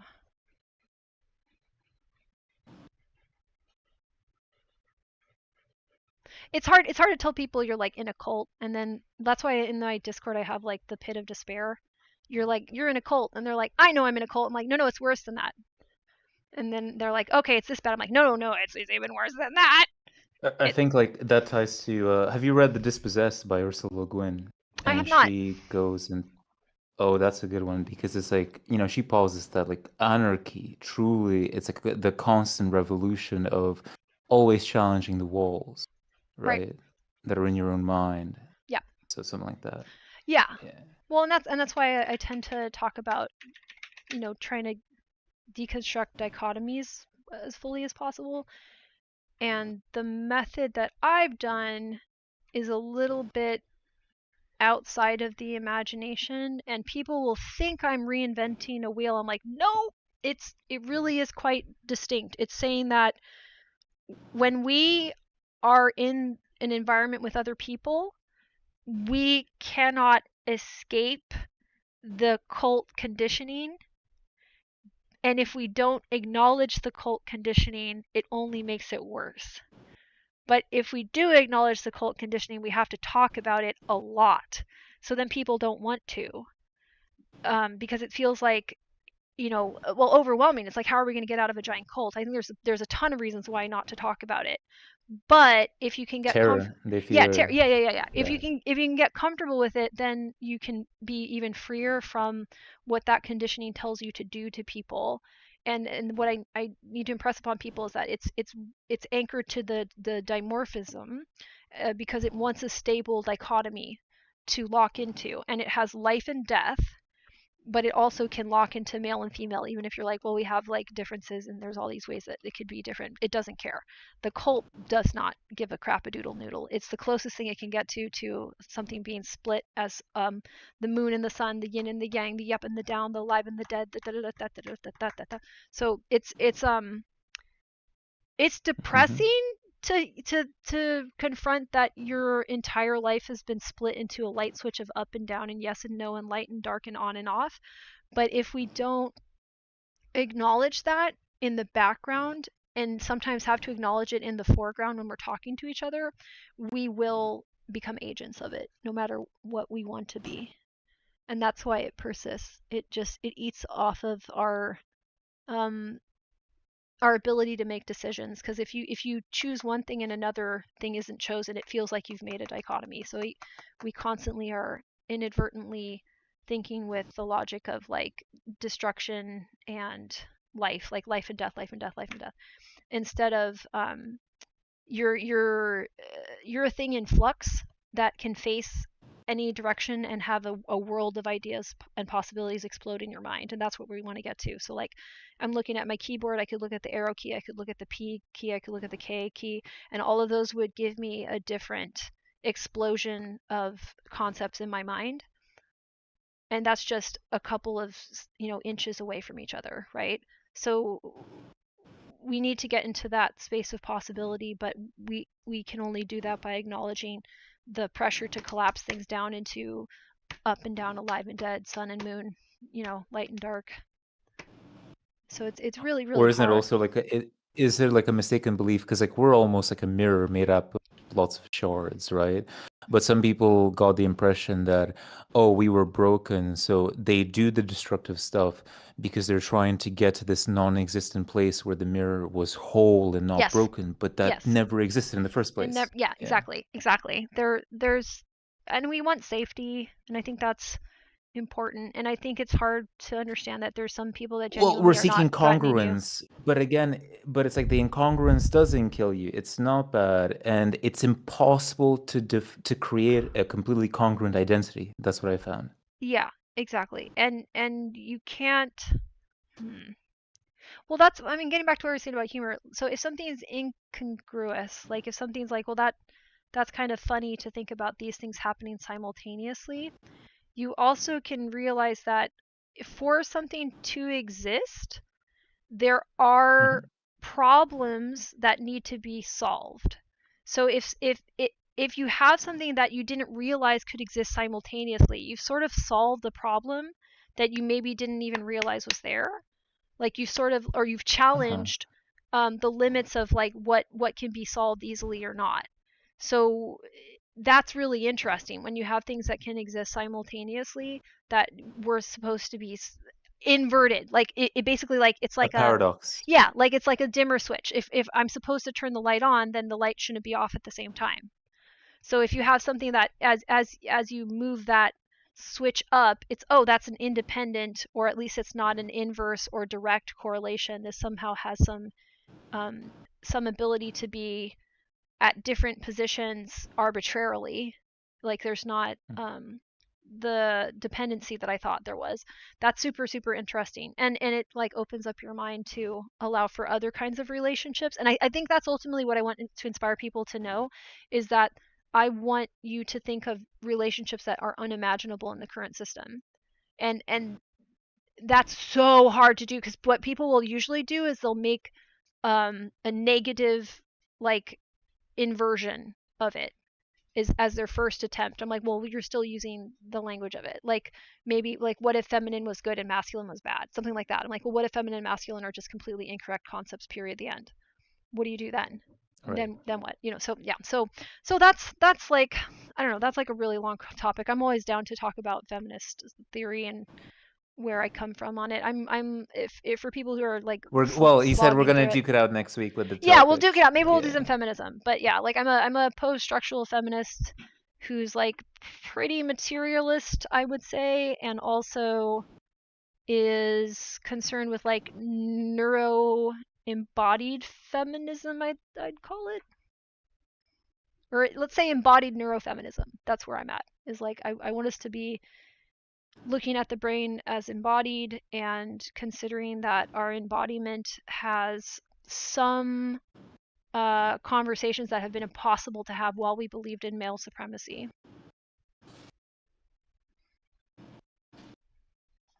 And we should stop believing in that. Okay, I'm done. I talked over. Does anyone have any closing thoughts? Just make sure the captions are enabled for this one. I can't wait to journal. I will. I think it might take a minute for them to show up too, but I'll make sure that they get on there. Perfect. I have no thoughts. I got a big empty brain. Yay! We love that. Hell yeah. Yeah, spacious. All right, I'm gonna No pop thoughts off. head empty. If people have ideas for a topic or questions, comments, I'm always open for those. Oh, you're totally chill. If you can be around anytime, it's great. I appreciate it. And just thank you for handling some of these more abstract things, because they are challenging. Like it's really hard to like present something that's a fundamental way of behaving but doesn't have great language to identify it. You have to be so careful about where you're directing people's attention. But that skill only gets practiced by talking to other people. You can't just talk to yourself or like journal.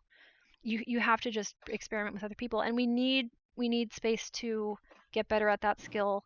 And I'm Yeah, you really can't just grateful have for it. artificial communication. No, Which exactly. includes ChatGPT as well. Yeah. Yeah, you have to have communication that you're building within what everyone brings to the table, and then you can bring new stuff to the table the next time. Okay, all right, bye everyone.